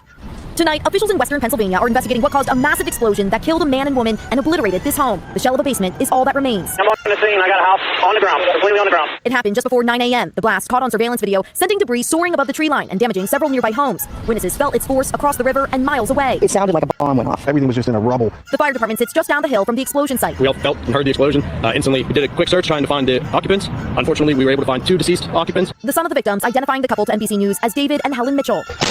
The deadly incident comes exactly 7 months since another Allegheny County house explosion that killed 6 people. While no cause has been pinpointed in the latest tragedy, officials say there was a private gas well and propane tanks at the home. The Department of Environmental Protection, ATF, and Fire Marshal now investigating the devastating explosion that's left this community shaken. Emily Ikeda, NBC News. Now to Boeing in the spotlight. A whistleblower who raised safety concerns has been found dead. Authorities saying he took his own life. And it comes as we learn new details about a terrifying mid-air drop involving a Boeing plane. Here's Tom Costello. The focus for investigators, that terrifying nosedive off New Zealand that injured dozens. Passengers say the LATAM pilot claimed he suddenly lost control of the Boeing 787 when the flight data computers went dark. In 2016, the FAA issued an airworthiness directive for the 787, warning that if the flight control computer are not reset every 22 days, they could shut themselves down, which could result in flight controls that don't respond and a temporary loss of controllability. Investigators will look at whether the airplane was completely depowered at one point in the last 3 weeks. Meanwhile, 2 months since that mid-air MAX 9 emergency, sources close to the investigation say Boeing has failed 33 of 89 FAA audits. The FAA confirming it identified non-compliance issues in Boeing's manufacturing process control, parts handling and storage, and product control. If we see something that requires us to cease production or pull something down, we'll do that. In an email, Boeing's chief of commercial planes today called on every employee to precisely follow every step of our manufacturing procedures and processes. While in South Carolina, a coroner says former Boeing whistleblower John Barnett took his own life before his upcoming trial against the company. In 2019, Barnett told NBC News Boeing was putting profits ahead of safety. From day one, it's just all been about schedule and hurry up and just get it done, push the planes out. In a statement, Boeing says we are saddened by Mr. Barnett's passing, and our thoughts are with his family and friends. Under intense scrutiny, the company today called on every employee to be on the lookout for safety or quality issues and speak up. Lester? Tom, thank you. In a surprise move, the White House today announcing a new $300 million weapon package for Ukraine. This despite the gridlock that's kept Congress from passing new Ukraine aid for months. Pentagon officials say they were able to come up with the money through savings on long-term contracts with weapon makers. Also tonight, Haiti's prime minister announcing he will step down as armed gangs rampage in the capital. We get more from Andrea Mitchell. With criminal gangs overrunning his country, Haitian Prime Minister Ariel Henry agreeing to step down as soon as a transitional governing council is created. His resignation under pressure after a crisis meeting Secretary of State Tony Blinken held with Caribbean leaders in Jamaica late into the night. A political crisis, escalating violence, unrest. This has created an untenable situation for the Haitian people. Henry is widely blamed for the worst turmoil in Haiti's long, troubled history. Gangs attacking police stations, breaking prisoners out of jails, looting the port, thousands displaced. They're selling their stuff to survive. Political and security crisis has turned into a humanitarian crisis. Henry has denied a judge's report he helped plot the assassination of Haiti's president in 2021. He promised to hold elections but never did. A U.S. special envoy in Haiti quit to protest U.S. policy there. What do you think is the critical problem? We have never let them choose their leaders. The U.S. needs to give them space. Just one time. That's all they're asking. In Florida's Haitian-American community, Terry Isaac is desperate to rescue his wife and 6-month-old baby with a heart condition. Not knowing whether or not those guys are eventually going to pop up in your neighborhood and start shooting people and start doing crazy things. The UN voted last year for Kenya to lead a multinational force to restore order, but tonight Kenya says it won't go in until Haiti has a new government. Lester? Andrea Mitchell, thank you. Now to the Supreme Court in the small city in Oregon that is about to become the focal point for how cities nationwide can handle homelessness. Liz Kreutz investigates. Grants Pass, Oregon, population 40,000, a small city dealing with a big problem. Over the past 2 decades, as outsiders moved in, housing costs went up, forcing a growing number of people onto the streets. What's it like to be homeless in Grants Pass? It was an absolute nightmare. Helen Cruz, who was homeless here for 5 years, feels strict anti-camping ordinances, including fines for sleeping in any public space, violated her constitutional rights. The 8th Amendment, cruel and unusual punishment. I have probably at least $6,000 to $8,000 in fines. Still tickets, yes. But the flip side, officials say, is a city dotted with tents. Our city deserves to have the ability to hold people accountable to bad behavior. And ultimately, our citizenry cannot utilize park spaces. A heated legal battle has now dragged on for years, and now the final decision is in the hands of the Supreme Court. What's happening here in Grants Pass is a microcosm for an issue playing out in communities big and small across the country. And ultimately, how the U.S. Supreme Court rules in this case could determine how cities nationwide can navigate their homeless crisis. California Governor Gavin Newsom is among a number of Democratic lawmakers taking the more conservative side of this issue, and in an unexpected political twist, hoping the current conservative Supreme Court will side with them too. Newsom's office petitioning to the court on behalf of Grants Pass, arguing that banning anti-camping ordinances has paralyzed cities like Los Angeles and San Francisco, effectively blocking them from moving people off public streets. These court decisions have really tied cities' hands, and they've frozen in place the status quo, which is truly unacceptable. But Ed Johnson, who represents Grants Pass's homeless residents, says lawmakers like Newsom are deflecting blame and siding with the city for political reasons amid pressure from voters fed up with rising homelessness. If the Supreme Court sides with the city of Grants Pass, what does that mean for other cities, Los Angeles, San Francisco, Portland? Well, those cities aren't trying to do what Grants Pass is trying to do. Grants Pass wants to make it illegal on every inch of property 24 hours a day. The problem is if that's allowed, many cities will simply try to run all of the homeless people out of their community, and they have to go somewhere. For Helen, who now cleans homes and lives at this church, the fear of the upcoming Supreme Court ruling is overwhelming. I don't even think about what's going to happen. It's an uncertainty that nobody wants to think about. A no-win solution when there's limited housing and nowhere to go. Liz Kreutz, NBC News, Grants Pass, Oregon. In just 60 seconds, the big battle over TikTok. Lawmakers in Washington on the eve of a critical vote. Could they end up banning the popular app nationwide? We're back now with a pivotal moment in Congress with the House set to vote tomorrow on a bill that could lead to a ban on TikTok in the U.S. Savannah Sellers is on Capitol Hill for us tonight. What's the latest, Savannah? Lester, the lead sponsors of this bill tell me they are cautiously optimistic that they have the 2/3 vote majority they need. After all, it passed out of committee with a rare 50-0 bipartisan vote. Now, the bill would force TikTok to divest from Chinese parent company ByteDance within 6 months or face a possible ban in the U.S. But today, Lester, I have been talking to creators that TikTok brought here to Capitol Hill. They say this bill would decimate their small businesses and infringe on their right to free speech. If the House does vote it through, this bill could face a tougher climb in the Senate, where some leaders have expressed concerns about taking action against an app 170 million Americans seem to enjoy. Lester? Savannah Sellers, thank you. We're back in a moment with an eye-opening look at retail crime and how goods stolen from store shelves end up for sale online. We're back now with a CNBC investigation into retail theft. For months, CNBC got exclusive access to the California Highway Patrol as they targeted organized crime rings that steal merchandise and sell it online. Here's CNBC's Courtney Reagan. A convoy of law enforcement vehicles is about to descend on an unlikely place, a mansion in San Diego County, complete with its own vineyard and chapel. Police believe it's also the headquarters for a lucrative theft ring that steals items from Ulta Beauty Supply and other retailers and resells them on Amazon. As we pull up, authorities tell us they have the suspected ringleader in handcuffs. Her name is Michelle Mack, and according to the search warrant, she's accused of giving a dozen women across the country a list of stores and merchandise to target. These Ulta Beauty products then ending up on an Amazon digital storefront called the Online Makeup Store at deep discounts. The next morning, a team from Ulta unloads the haul along with CHP officers, $387,000 in stolen items. I think people feel like it's hopeless. I want the retailers and the victims of this to know that that's not true. For months, we got exclusive access to the California Highway Patrol, watching up close how it fights organized retail crime. Retailers specifically pointing to theft as a growing problem in recent years include Target, Foot Locker, Walgreens, and Ulta. We're absolutely fed up. Ulta Beauty CEO Dave Kimball spoke to us in an exclusive interview about the issue. What do you think, in this case, as we're speaking of in California, that Amazon could have done to know that these were stolen goods? What I would say more broadly is there's technology available, there's use of advanced analytics and data capabilities to try to understand behaviors that are indicative of reselling stolen goods. Amazon declined an on-camera interview, but a spokesperson said, "We invest more than $1 billion annually and employ thousands of people to fight fraud," adding it uses sophisticated detection and prevention solutions. As for Michelle Mack, she's pled not guilty to charges of conspiracy, grand theft, and receipt of stolen property. Her husband and 7 others connected to the ring were also charged and pled not guilty. For NBC News, Courtney Reagan, Bonsall, California. And next for us tonight, for months they have waited for their American son to be released by Hamas. Tonight, 2 parents, shocking news. Finally, after months thinking he was a hostage, the parents of Itai Chen learned their son was killed by Hamas on October 7th. The 19-year-old Israeli-American now mourned here and abroad. For the past 158 days, the family of American Itai Hen believed their son was being held by Hamas. That he'd been kidnapped while he defended Israel on October 7th. Hamas terrorists murdered 1,200 people that day. Tonight, his parents saying they've now learned Itai was among them. Our hearts are broken, they wrote. We would have done anything to bring him home alive. Let's say you have kids. I do. Yeah, I'm just you know what they slept last night? We don't. Now think about that for a second. I spoke with family members of missing Americans last November, including Itai's father, Ruby. We decided, with the help of others, to create this dog tag that basically says, bring them home now, in English, and in Hebrew it says, I left my heart in Gaza. Itai's parents remembering their son as a bright light for his family and friends who love basketball and shooting hoops with his brothers. My family's a Holocaust survivor. What happened on October 7th is the Holocaust all over again. Hamas is still holding over 100 hostages, at least 5 Americans among them. Itai's father, often pictured holding an hourglass, writing, "We have come to know all the families who are waiting for their loved ones, and we will not stop working until every single hostage comes home." A group brought together by a nightmare is united in mourning. And that's Nightly News for this Tuesday. Thank you for watching. I'm Lester Holt. Please take care of yourself and each other. Welcome to Democracy Now!, democracynow.org, The War and Peace Report. I'm Amy Goodman. Haiti's unelected Prime Minister, Ariel Henry, has announced he'll resign once a transitional council is established. He made the announcement after Caribbean leaders held an emergency meeting in Jamaica to discuss the crisis in Haiti, where armed groups launched an uprising against Henry last week. U.S. Secretary of State Tony Blinken attended the meeting and pledged $100 million to help finance the deployment of a multinational force mission to Haiti. Henry announced his plan to resign in a video message posted online.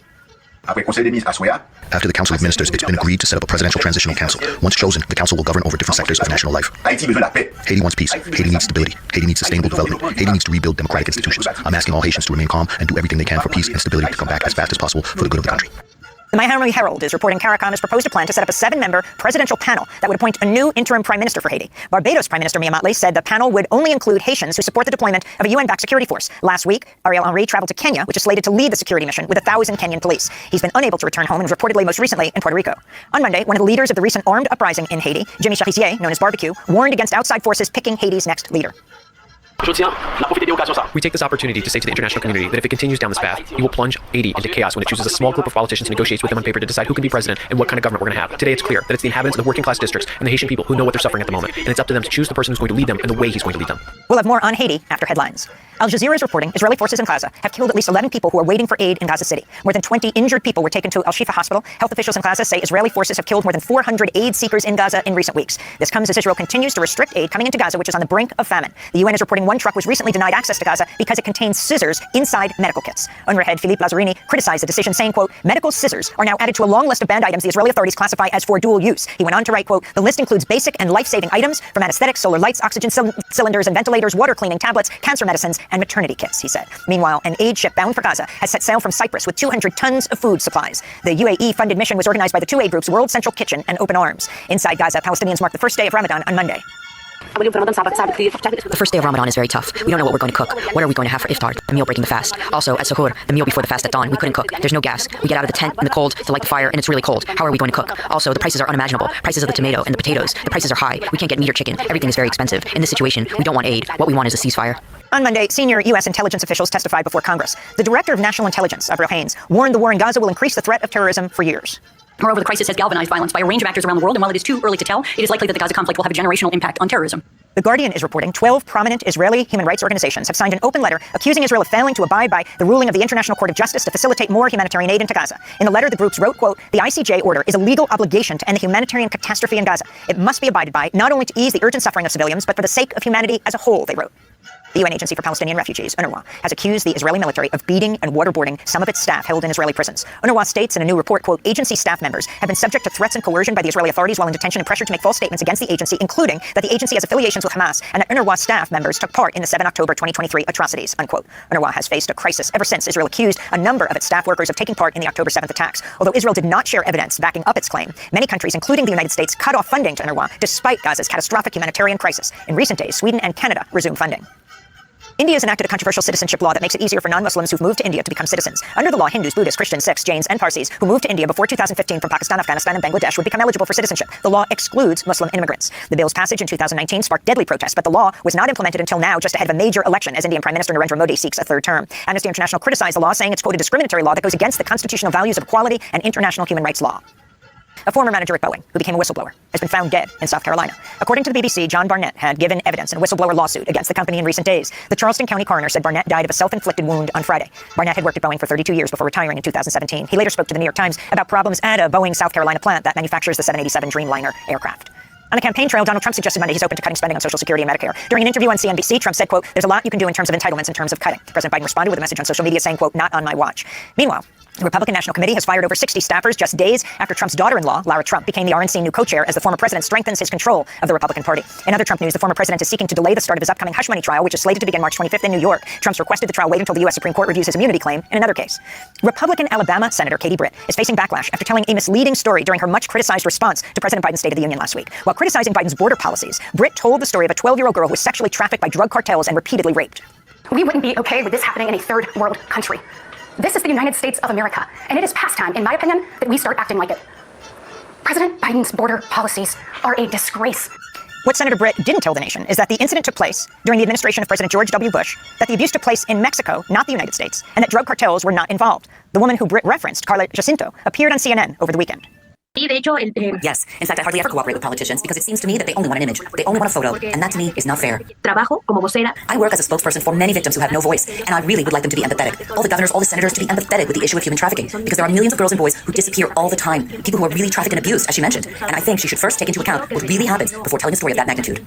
We'll have more on that story later in the broadcast. In California, a 15-year-old black teenager with autism was shot dead Saturday at his home by a sheriff's deputy. The teenager, Ryan Gaynor, was reportedly holding a gardening tool when he was fatally shot by a deputy from San Bernardino County Sheriff's Department. Officers had come to his home after receiving reports of a domestic incident. Attorney DeWitt Lacey said, quote, "There are great questions as to whether it was appropriate to use deadly force against a 15-year-old autistic kid who was having an episode. We need to see the video and the moment of the shooting, but it doesn't seem like anyone was in imminent danger of death or great bodily injury," unquote. And in Sweden, police have forcibly removed climate activist Greta Thunberg and dozens of other environmental protesters who were blocking the entrance to the Swedish parliament for a second day. Thunberg spoke at the action. Right now, we are a group of young people who are blocking entrances to the Swedish parliament, the Riksdag, to protest against the ongoing destruction of our life-supporting systems and of people already being killed as a result of the climate crisis, and that needs to come to an end. We have had enough. And those are some of the headlines. This is Democracy Now!, democracynow.org, The War and Peace Report. I'm Amy Goodman in New York with Democracy Now! Co-host Juan Gonzalez. Do you swear or affirm under penalty of perjury? The special counsel in President Biden's classified documents case faces attacks from both sides. You did disparage the president. President Trump and President Biden handled their classified materials differently, wouldn't you say? The takeaways from the hours-long contentious testimony as the hearing room seems more like the campaign trail in the race for president. Did you reach a conclusion that this man was outright innocent? That conclusion is not reflected in our report, sir. The CBS Evening News starts now. Good evening, I'm Nora O'Donnell, and thank you for being with us. We want to begin tonight with that firestorm on Capitol Hill. The former special counsel Robert Hur testifying about his investigation into President Biden's handling of classified documents. The special counsel was defiant, standing by his conclusion that no charges were warranted. You may recall, though, it was his final report that angered the White House. The report included personal assessments about the president's age and memory, mentioning his son Beau's death. Lawmakers on both sides of the aisle used the hearing to score political points ahead of the 2024 presidential election. Republicans blasted Hur for not charging Biden with the crime, while Democrats aimed to point out the differences between the current president and Donald Trump, who is facing charges for mishandling classified documents, saying Trump obstructed all investigations. White House views the matter as over and said the case is closed. CBS's Ed O'Keefe is going to start us off tonight from the White House. I did not sanitize my explanation, nor did I disparage the president unfairly. Former special counsel Robert Hur's public grilling today at times looked more like a proxy fight for the White House. Republicans raised questions about President Biden's mental fitness. What I'm trying to figure out is whether or not Biden's lying because he's still so senile. While Democrats aired on flattering footage of former President Donald Trump. An anomalous, really an anomalous. Hur defended his report and its contention that the president was a well-meaning elderly man with a poor memory. My task was to determine whether the president retained or disclosed national defense information willfully. I could not make that determination without assessing the president's state of mind. Democrats said he went too far. Mr. Hurt, you cannot tell me you're so naive as to think your words would not have created a political firestorm. You understood that, didn't you, when you wrote those words? Congressman, politics played no part whatsoever in my investigative steps. Hur questioned the president for 5 hours over 2 days in October, and wrote that the president forgot key dates, like when his son, Beau, died. But a 258-page transcript of the interview released today shows the president remembered the month and day, May 30th, just not the year. After the report was released last month, the president blasted Hur. There's even reference that I don't remember when my son died. How in the hell dare he raise that? Today, Hur explained. The need to show my work was especially strong here. The Attorney General had appointed me to investigate the actions of the Attorney General's boss, the sitting President of the United States. Several Republicans accused Hur of letting the president off easy. All I have to do when I'm caught taking home classified materials to say, I'm sorry, Mr. Herbert, but I'm getting old, my memory's not so great. In the hearing, Democrats also repeatedly called out the differences between the Biden and Trump documents cases. The current president had roughly 80 documents in his possession, while the former president had more than 300. Hur had also acknowledged in his report that there are major differences in the cases. Nora? Okay, thank you. Tonight, Alaska Airlines is defending its decision to keep that plane the door panel blew off of mid-flight in service. It was scheduled to come in for a maintenance check that night after warning lights on the Boeing 737 MAX indicated problems with the plane's pressurization system. Alaska Airlines telling CBS News just moments ago it remains confident in its maintenance and safety actions. CBS' Chris Van Cleve reports this comes as we're learning new details about an audit that found dozens of issues in Boeing's manufacturing process. After the dramatic mid-air blowout of a door panel in January, the FAA launched an audit of Boeing's 737 production process. Boeing failed 33 of 89 sections, including one dealing with the same type of door panel. The FAA also found 97 incidents of alleged non-compliance. The most common was failing to follow Boeing's own standards and practices. The audit comes as Boeing admitted to lawmakers last week it cannot find paperwork documenting repairs performed on that Alaska Airlines door panel, saying it is likely that it was never created. The NTSB investigation indicates the bolts holding that door in place were not reinstalled. We will continue to increase our oversight to make sure the planes that are getting their airworthiness certificates are safe airplanes. Is not having the paperwork on we took a door off and put it back on not enough of a red flag? It is one of the factors that we're considering as we formulate a plan to get the quality assurance where it needs to be. There should be paperwork for that. FAA Administrator Michael Whitaker. It wasn't just paperwork issues. Sometimes it's order that work is done. Sometimes it's tool management. So it's really plant floor hygiene, if you will, and a variety of issues of that nature. As first reported by the New York Times, FAA also looked at supplier Spirit Aerosystems, which makes the body of the 737 MAX. The company failed 7 of 13 sections of that audit. Inspectors flagged workers using a hotel key card to check a door seal and Dawn dish soap as a lubricant. Spirit tells CBS News it's working to address and incorporate lessons learned from the audit. Boeing today announced a series of changes it's making to improve its quality processes because of these findings. Nora? Chris, I also want to ask you about this Boeing whistleblower that was found dead in his car. What do we know about that? Yeah, John Barnett was set to sit for a deposition in a defamation case he had brought against Boeing when he was found dead in his truck. The coroner in South Carolina says it appears to be due to a self-inflicted gunshot wound. His attorneys are calling on the local police to fully investigate what happened. Nora? All right, Chris Van Cleve, thank you very much. A powerful explosion felt and heard for miles obliterated a home today in a small community northwest of Pittsburgh, Pennsylvania. A man and a woman were killed. Video from the scene, look at this, shows the house was blasted down to its foundation. Investigators say the home had a private gas well and propane tanks, but the cause of the explosion is under investigation. President Biden offered his condolences today to the family of an American-Israeli soldier who is now confirmed dead. That's according to Israeli officials. The president had met with the family of Itai Hen at the White House in December and said today no one should have to endure even one day of what they've gone through. We get more now from CBS's Chris Livesay in Jerusalem. Itai Hen was only 19, a life cut short by the Hamas massacre of October 7th when he was serving in an Israeli tank unit. The Israeli-American was long thought to have been taken alive by Hamas, among more than 240 hostages. Earlier in the war, CBS News spoke to the parents, his father Ruby carrying an hourglass to remind the world that time was running out. I'm just a mom that wants her son back home, where he belongs. The most frustrating question that you could ask yourself when you are exhausted and before you fall asleep, you ask yourself, have I been productive? Have I moved my sons at least an inch forward? They became outspoken activists, pressuring Prime Minister Benjamin Netanyahu to reach a ceasefire deal, and leaders around the world not to forget those trapped in Hamas's tunnels. Do whatever they can when loved ones got home. Today, Israel announced new intelligence revealed only their son's body had been taken hostage, killed on October 7th. An emotional national security advisor, Jake Sullivan, recalled conversations with his family. This hits hard for us, this news. That leaves 5 Americans still presumed alive among 134 hostages in Gaza. Itai Hen's bereaved parents say they will continue to fight for their return. And they're also fighting to get their son's body back. It's still considered a hostage, as well as a Hamas bargaining chip. His parents say they won't hold a funeral for Itai until they get it back. Nora? We are thinking of them. Chris Livesay, thank you. U.S. Central Command and the Royal Jordanian Air Force conducted another round of humanitarian airdrops over Gaza this afternoon to provide food to civilians. Soon there will be a floating pier to help get that aid into Gaza. CBS's David Martin got a first-hand look at the ships and the troops who will build it. Once more, families say goodbye as U.S. troops depart for the Middle East, this time to deliver relief supplies to Gaza. President Biden has said there will be no American boots on the ground, but there will be hundreds on the water. The need in Gaza is dire and it is urgent. But this base in Virginia is more than 6,000 miles away. And these ships are not built for speed. And how long before you start delivering food? Sir, we're estimating 60 days. Brigadier General Brad Hinson says the Army would build a floating dock off the coast of Gaza and a causeway connecting to the shore. Civilian ships would haul aid from Cyprus to the floating dock, where it would be picked up by Army watercraft, ferried to the causeway, and driven ashore. Tempting targets for enemies. We are looking at all the protection capabilities that the Army has and that the joint military has in order to protect all of our assets. Without interference, the Army could bring in 2 million meals a day, more in one day than all the U.S. airdrops so far. But still not enough to undo devastation left by Israel's use of American-supplied weapons during its invasion of Gaza. Dave Harden is former USAID mission director for Gaza. There are 6.6 million meals that are required. 2 million meals a day would help really kind of blunt the most horrific famine risk. Think of what we're seeing, Laura. The same military that is sending the weapons Israel is using to bomb Gaza is also sending ships to keep the people of Gaza from starving. You've Put your finger on it. That is the problem. David Martin, thank you. The embattled Prime Minister of Haiti bowed to international pressure today and agreed to step down. Violent street gangs have thrown the country into chaos, demanding his resignation. And now U.S. Secretary of State Antony Blinken and Caribbean officials are calling for new elections. CBS's Christian Benavides reports tonight from Haiti's border with the Dominican Republic, which is shut down to fleeing Haitians. This was the desperation playing out at the border today. This woman collapsed as she was being taken off this overcrowded immigration truck. She was among a group of Haitian citizens who were being deported back to Haiti. We rode along with Haitian-American Dana Josephs, who helped rush her to a hospital. She was really sick. They were going to talk on the phone. I said, hey, you have to that, guys. Just hours after the embattled Prime Minister Ariel Henry announced he was stepping down, the streets of Port-au-Prince appeared calm today. Henry, who has been stuck in Puerto Rico, lost support after Secretary Antony Blinken met with Caribbean leaders in an emergency meeting Monday. They announced they will help form a special council to pick Haiti's new leader. For months, the country has been rocked by gang violence. Their leader, Jimmy Barbecue Jerry Zier, says the country will remain in chaos if the people are left out of the process. We Haitians have to decide who is going to lead the country, he says, and what model of government we want. The turmoil has killed nearly 1,200 people and injured 700, forcing the State Department to evacuate non-essential personnel. But for Americans like missionary Jill Dolan, she has no way out. We've contacted agencies to extract us. They have just said it's way too dangerous where you are. You have to stay put. Today it was announced that Kenyan troops would not deploy to Haiti until a new government is in place. And Nora, those scenes that we saw play out here today, well, people tell us that they're playing out here every single day since the crisis started. Nora? Christian Benavides, thank you. The police chief of Uvalde, Texas, announced his resignation today. Chief Daniel Rodriguez was on vacation nearly 2 years ago when 19 children and 2 teachers were killed in a mass shooting. His resignation comes less than a week after a report ordered by the city defended the police response to the shooting when hundreds of officers from multiple agencies waited 77 minutes to confront the gunman. Several officers have resigned or been terminated, but none have faced criminal charges. Now to the surprising turn in a notorious murder case that gripped the nation nearly 20 years after being convicted of killing his wife and their unborn child. Scott Peterson was back in court today seeking a new trial. CBS's Jonathan Bigliotti reports why Peterson's new legal team believes he may be innocent. Can you both see him do the proceedings, sir? Yes, I can. Thank you. Scott Peterson appeared with his hair pulled back in a ponytail. The 51-year-old convicted of killing his pregnant wife Lacey is getting a new legal lifeline. The LA Innocence Project has requested advanced, up-to-date testing on DNA evidence, including a glove and a hammer left at the scene of a nearby break-in. Detectives discovered there had been a burglary right here, just across the street from the Peterson home. One witness told police she believed that burglary happened the same morning Lacey disappeared. Mark Garagos was Peterson's original defense attorney nearly 20 years ago. There was absolutely no forensic or circumstantial evidence to show when it happened, where it happened, how it happened. Attorneys also want to test a bloody mattress found in a burned-out van around the same time. Lacey Peterson was 8 months pregnant when she disappeared on Christmas Eve in 2002. Her body and that of her unborn son were pulled from the San Francisco Bay 4 months later. Peterson, who told authorities he was fishing the day his wife vanished, was convicted and sentenced to death. He was later resentenced to life without parole. I do think that there's evidence that will exonerate Scott out there. I just don't know that necessarily it's been found yet or that it's been revealed yet. An acquittal is a long shot. Police ruled out those burglars as suspects years ago, and that mattress was last tested back in 2019, Nora. Jonathan Migliotti, thank you. The victim of a rare crocodile attack in Florida is speaking out about his ordeal. That's next. Tonight, 2 harrowing stories about 2 men in Florida attacked by an alligator and a crocodile on the same day. One of them tells CBS News it was his faith that saved him. Here's CBS's Roxana Saberi. Right now I feel good because I'm alive. Rodrigo Constantine says when his new sailboat capsized in Florida's Everglades National Park on Sunday, he felt something bite him. Then my leg was stuck. So I put my hands and you see his mouth. He was a long mouth. Adult male bit by an alligator. Adult male bit by an alligator. That's affirmative. It was actually a rare American crocodile. I don't have the strength to open his mouth. He just opened the mouth and I can release my leg. The 68-year-old says he escaped within seconds by swimming to the dock. A helicopter rushed him to a nearby hospital where he was treated for a leg wound. Constantine says his faith saved him. Also on Sunday in Leesburg, Florida, another attack. A 9-foot alligator bit a man in Orlando on Sunday while he was fishing on a lake, taking his ham. He was also airlifted. Why is this kind of attack so rare? Crocodiles are naturally pretty shy and reclusive in nature, and there also just aren't as many of them as there are alligators in Florida. Roxana Saberi, CBS News, New York. Big news about Babies R Us. That's next.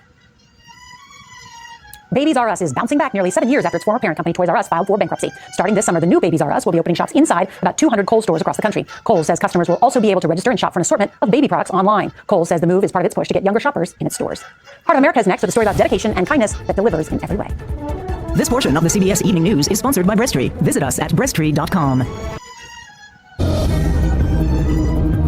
Finally, tonight's Heart of America meets 68-year-old Bill Kitfield, a now retired mail carrier who delivered kindness in his small Connecticut neighborhood for nearly 4 decades. Bill worked several small part-time jobs out of college before finding a career that he could put his stamp on. During his time at the U.S. Postal Service, he befriended every person and furry friend along his route, cracking the code to the mailman-dog relationship. Anytime I met a dog, I tried to make friends, and dogs have pretty good memories. Well, after 38 years, Bill was ready to hang up his mailbag, but not before his beloved residents threw him a retirement party as a thank you for his service and dedication to them and their 4-legged friends. And what's Bill's plan for retirement? He said, quote, I'm going to play some bad golf and bowl. Well, congratulations, Bill Kitfield, tonight's Heart of America. And that is tonight's CBS Evening News. I'm Nora O'Donnell. Good night.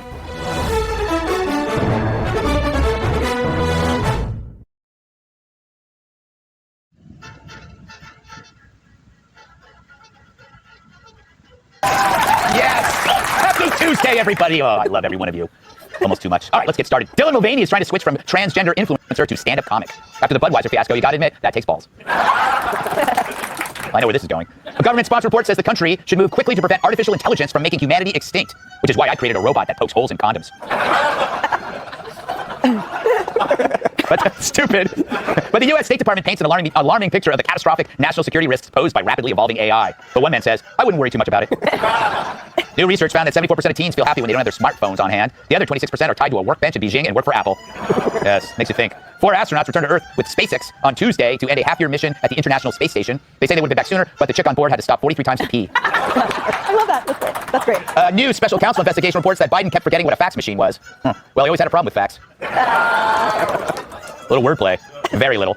According to research, 47% of American parents still financially support their adult children, while certain adult children financially aid their parents. A Boeing whistleblower who warned of aircraft safety laws has been found dead in South Carolina. He was last seen alive having dinner with this lady. Florida lawmakers have voted to raise the minimum age for strippers to 21, except at the Villages, where stripper minimum age remains 75. Female spring breakers are fighting more and more, including a massive brawl this week in Fort Lauderdale. So what were they fighting over? It's so hairless. There's no hair anymore. Yeah, quite hairless. Police in New Orleans say rats have eaten all the marijuana in their evidence room.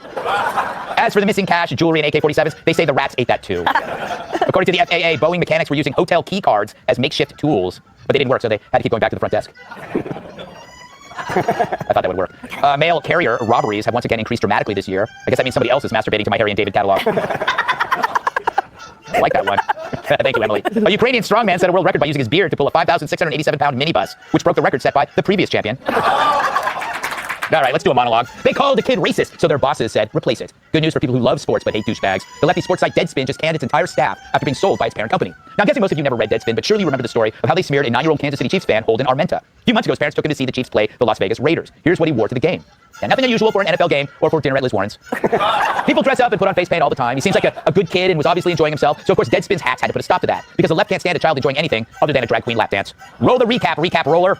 A hack at sports site Deadspin alleged that a child with his face painted in his football team colors was actually blackface. The scumbag writer had to face the new community notes function of Elon Musk's X. In record time, community notes showed the kid's full photo, not just the half painted black. But for whitey hater Karen Phillips, who just made himself the Jussie Smollett of sports journalism, it didn't matter. Phillips added that, quote, "This is what happens when you ban books, stand against critical race theory, and try to erase centuries of hate. You give future generations the ammunition they need to evolve and recreate racism better than before." A young kid wearing his favorite team colors recreates racism better than before? And accusing a child of that is how you're erasing hate, Karen?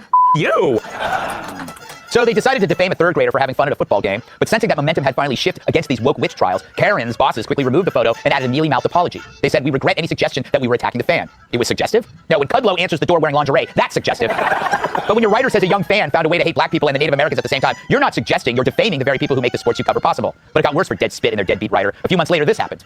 But now that 9-year-old boy's family is suing Deadspin for maliciously and wantonly attacking the child, alleging Deadspin's race-drenched political agenda. And the story's even more hilarious, and that the kid is also a member of the Chumash tribe. My only hope is that little Chiefs fan gets enough money to buy Deadspin and turn it into a pickleball court. Well, it turns out my prediction about this kid getting rich off it might actually happen, because now with the sale of Deadspin, they got an infusion of cash to pay the kid for when he wins the lawsuit. So maybe he can hang out with Nick Sandman on their private yachts. So justice, I'll take it. Thank you. I'm the real hero. So justice prevailed and Deadspin was dropped like Leo DiCaprio's girlfriend on her 25th birthday. The journalism world hasn't taken a hit like this since Kilme's last book on Warren Harding's chronic halitosis. As for the future of Deadspin, the parent company says, quote, "The new owners plan to take a different content approach regarding the site's overall sports coverage." Okay, well, here's a different approach. Try the truth. I know it's a crazy idea, but who knows? Give it a shot. It will feel weird at first, but like a vibrating butt plug, you'll get used to it. So I've heard.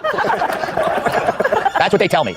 But Deadspin is just the latest news outlet to experience layoffs. After Vice, BuzzFeed, The Feminist Crapfest, Jezebel, Messenger, Time Magazine, Business Insider, and probably a bunch of other places that didn't produce any journalism that anybody cared about. It's what killed Sports Illustrated, which used to be an institution before becoming a mental institution, dedicated to punishing the men who make up their core audience with swimsuit models who need extra room to hide their weenies. You might as well dump ice-cold Gatorade in our undies. But the story here is about how the left's finally learning that hit pieces on regular people is no replacement for content. It may please losers on X, but it makes you a terrible person. Deadspin around and found out what every pro athlete knows. If you stink at your job, you won't have it for long. Though there are a few rare exceptions, of course. So let's close things out with some wisdom from Dave Portnoy, who knows a thing or two about running a successful sports site. To Deadspin, everybody getting fired again. Those just don't get it. Being miserable, hating life, never laughing, it's never gonna pay the bills. See you on the employment line again. And that's the moral of the story. Making up lies to anger people can generate some quick web traffic, but hate clicks are not a business plan. And when you lie to people and insult them for noticing that you're lying, they tend to go away. People watch and read about sports for entertainment, not lectures. It's the same reason they drink beer, watch movies, and go about their lives like normal humans. And if you keep telling them they're racist, sexist monsters, they're going to take their business elsewhere. Meanwhile, what about the author, Karen, of the repulsive Deadspin article? Well, he was named in the lawsuit, and he was one of the writers who got fired. He's already updated his profile pic on LinkedIn to say open to work. But hey, if he wants to continue to falsely accuse white people of racism, he can always work at MSNBC. Let's welcome tonight's guest. He likes his women like he likes his comedy. Dark comedian Joe Mackey. She talks so fast her words get car sick. Outnumbered co-host Emily Campagno. This Jesus also has a lot of followers, so don't make him cross. Host of the Grid Report, Hotel Jesus. And her idea of gaining weight is putting on more hair. New York Times bestselling author, Fox News contributor, Jackie, a lot of people don't realize that you were once a professional athlete. You were, I don't know what you were, but you were an athlete. Well, some people don't consider bodybuilding really a professional athlete, but yeah, I guess so. Yeah. Yes. Are you glad that Deadspin is now dead? I'm going to withhold judgment because Deadspin was bought by a European company, and Europe plus sports, Greg, often equals soccer. And personally, I would rather be smeared as a racist than endure a 4-hour-long 0-0 tie. I mean, what do I care if people call me racist? I have a lot of black acquaintances. Can you name one? Pass. All right, Emily. Are we starting to see a revolution against woke media as you see all of these examples just falling away? I think revolution is a strong word in this sort of like formalized fashion, but I think we're seeing accountability. We're seeing reaction. And I think the masses have been, to your point, revolting for quite some time in the form of their pocketbook, right? And what they don't or what they do read and listen to. No one reads or listens to Deadspin because they were full of crap. But now we're sort of seeing it now, I think, normalized in the marketplace. What I love is the board of directors, their letter to all of the employees, where they said, just so you guys know, just so we weren't shopping around, as if that matters to someone that was just fired. Yes. Like, okay, it's like having one of your parents be like, well, she came on to me, I wasn't looking for the affair. Like, bottom line, they're out of work. But it's a good thing, because at the end of the day, the platforms that have been publishing these totally extremist views for that clickbait so that they could increase the ad buys, that was destructive. That destroyed families, that destroyed livelihoods. The ones we know about are the ones that gain notoriety in lawsuits and in mainstream media, but there were a lot of people that were hurt and that were maligned, and these guys just keep choking out that content, they keep getting paid for it, and now not anymore. So I love watching this dumpster. I won't reserve judgment. I pass judgment all the way. I'm loving this. All right. Okay, part of me is like, you don't want to rejoice when people lose their jobs, except that the people who held these jobs would rejoice when people got their lives turned upside down by their crappy clickbait. Oh, hell no, I'm smoking a big fast blunt to this one. We smoking on Deadspin pack tonight. You know, but an ancient Chinese Uber driver once told me, go woke, go broke. Okay? And what this comes back to is that there's actually no audience for that type of material. They don't exist. In fact, actually, they do exist. They just tend to chop off the you know, like the weird, mentally ill people that nobody wants to be around that are teaching our children. Yeah, those are the people that are actually tuning into these media headlines. But normal people that watch Gutfeld, thank you, we're not. You know, people with some sanity, we're not clicking on that stuff. So it's going to go broke. They're going to go out of business. And it's a failed strategy. And people are starting to see it manifest now. You know, it did help shows like us because we would then use them for content to just all over them. Oh, yeah. This is why I hope The View never gets canceled. Because then we're gone. We're still trying to fill the hole that Brian Stelter left, Kat. Yeah, it was a big hole. Very, very true. Where do you think, imagine you're them. Where do you go to find another job? Do you go back to school, get a degree, and go into academia? Because what else can you do? Right, I guess. I mean, you just think that we all could have seen this coming when they actually published an article trying to cancel a 9-year-old. Yeah. A 9-year-old kid. I mean, so that was an article that was pitched, and then it went through editors, and it actually was published. I would like to know, what were the pitches that were rejected? Yes. If that's the one that's getting through, this is actually the best that Deadspin has to offer. It's actually worse than we even know. What were people offering to write that they were saying, you know what, no. So I think that as bad as we see it is, it's way worse than we even know. I'm trying to think, like, could you see, like, is your infant racist? I guess you could just go younger. How much you want to bet if you're at home right now and you Googled, is your infant racist? That will probably would tell you yes. Yeah, I bet there's an article. Yeah, counterpoint to Kat, though. A lot of 9-year-olds are jerks and deserve to be canceled. And they're getting away scot-free. You know, the kid at the bus stop who's like, you should take Ozempic. Yeah, if I were 9 years old and with a group of 9-year-olds, I would come after you, Joe. You scream, please bully me, groups of children. They hollered run force. I'm like, how have you even seen that movie? You're definitely racist, though. I got it. Well, he is wearing a members-only jacket. Yeah, you're not allowed to wear that, Hotep. It's members only. I'm kidding. That's not a racist jacket. I want Joe to still get his free jackets. All right, up next, the VA leaves vets high and dry because they're obsessed with DEI. This is a great story. If you'll be in the New York area and would like tickets to see Gutfeld, go to foxnews.com/Gutfeld and click on the link to join our studio audience. Click here to subscribe to the Fox News YouTube page to catch our hottest interviews and most compelling analysis. You won't get it anywhere else.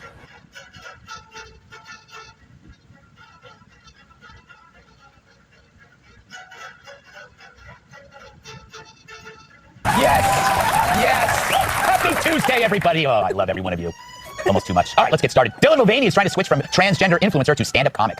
After the Budweiser fiasco, you gotta admit, that takes balls. I know where this is going. A government-sponsored report says the country should move quickly to prevent artificial intelligence from making humanity extinct, which is why I created a robot that pokes holes in condoms. But that's stupid. But the U.S. State Department paints an alarming picture of the catastrophic national security risks posed by rapidly evolving AI. But one man says, I wouldn't worry too much about it. New research found that 74% of teens feel happy when they don't have their smartphones on hand. The other 26% are tied to a workbench in Beijing and work for Apple. Yes, makes you think. 4 astronauts returned to Earth with SpaceX on Tuesday to end a half-year mission at the International Space Station. They say they would have been back sooner, but the chick on board had to stop 43 times to pee. I love that. That's great. A new special counsel investigation reports that Biden kept forgetting what a fax machine was. Well, he always had a problem with fax. Little wordplay. Very little. According to research, 47% of American parents still financially support their adult children, while certain adult children financially aid their Thank you for watching and privilege of your time. This is Amir Shakil 5858. I am Amir Goodman. Have a good life.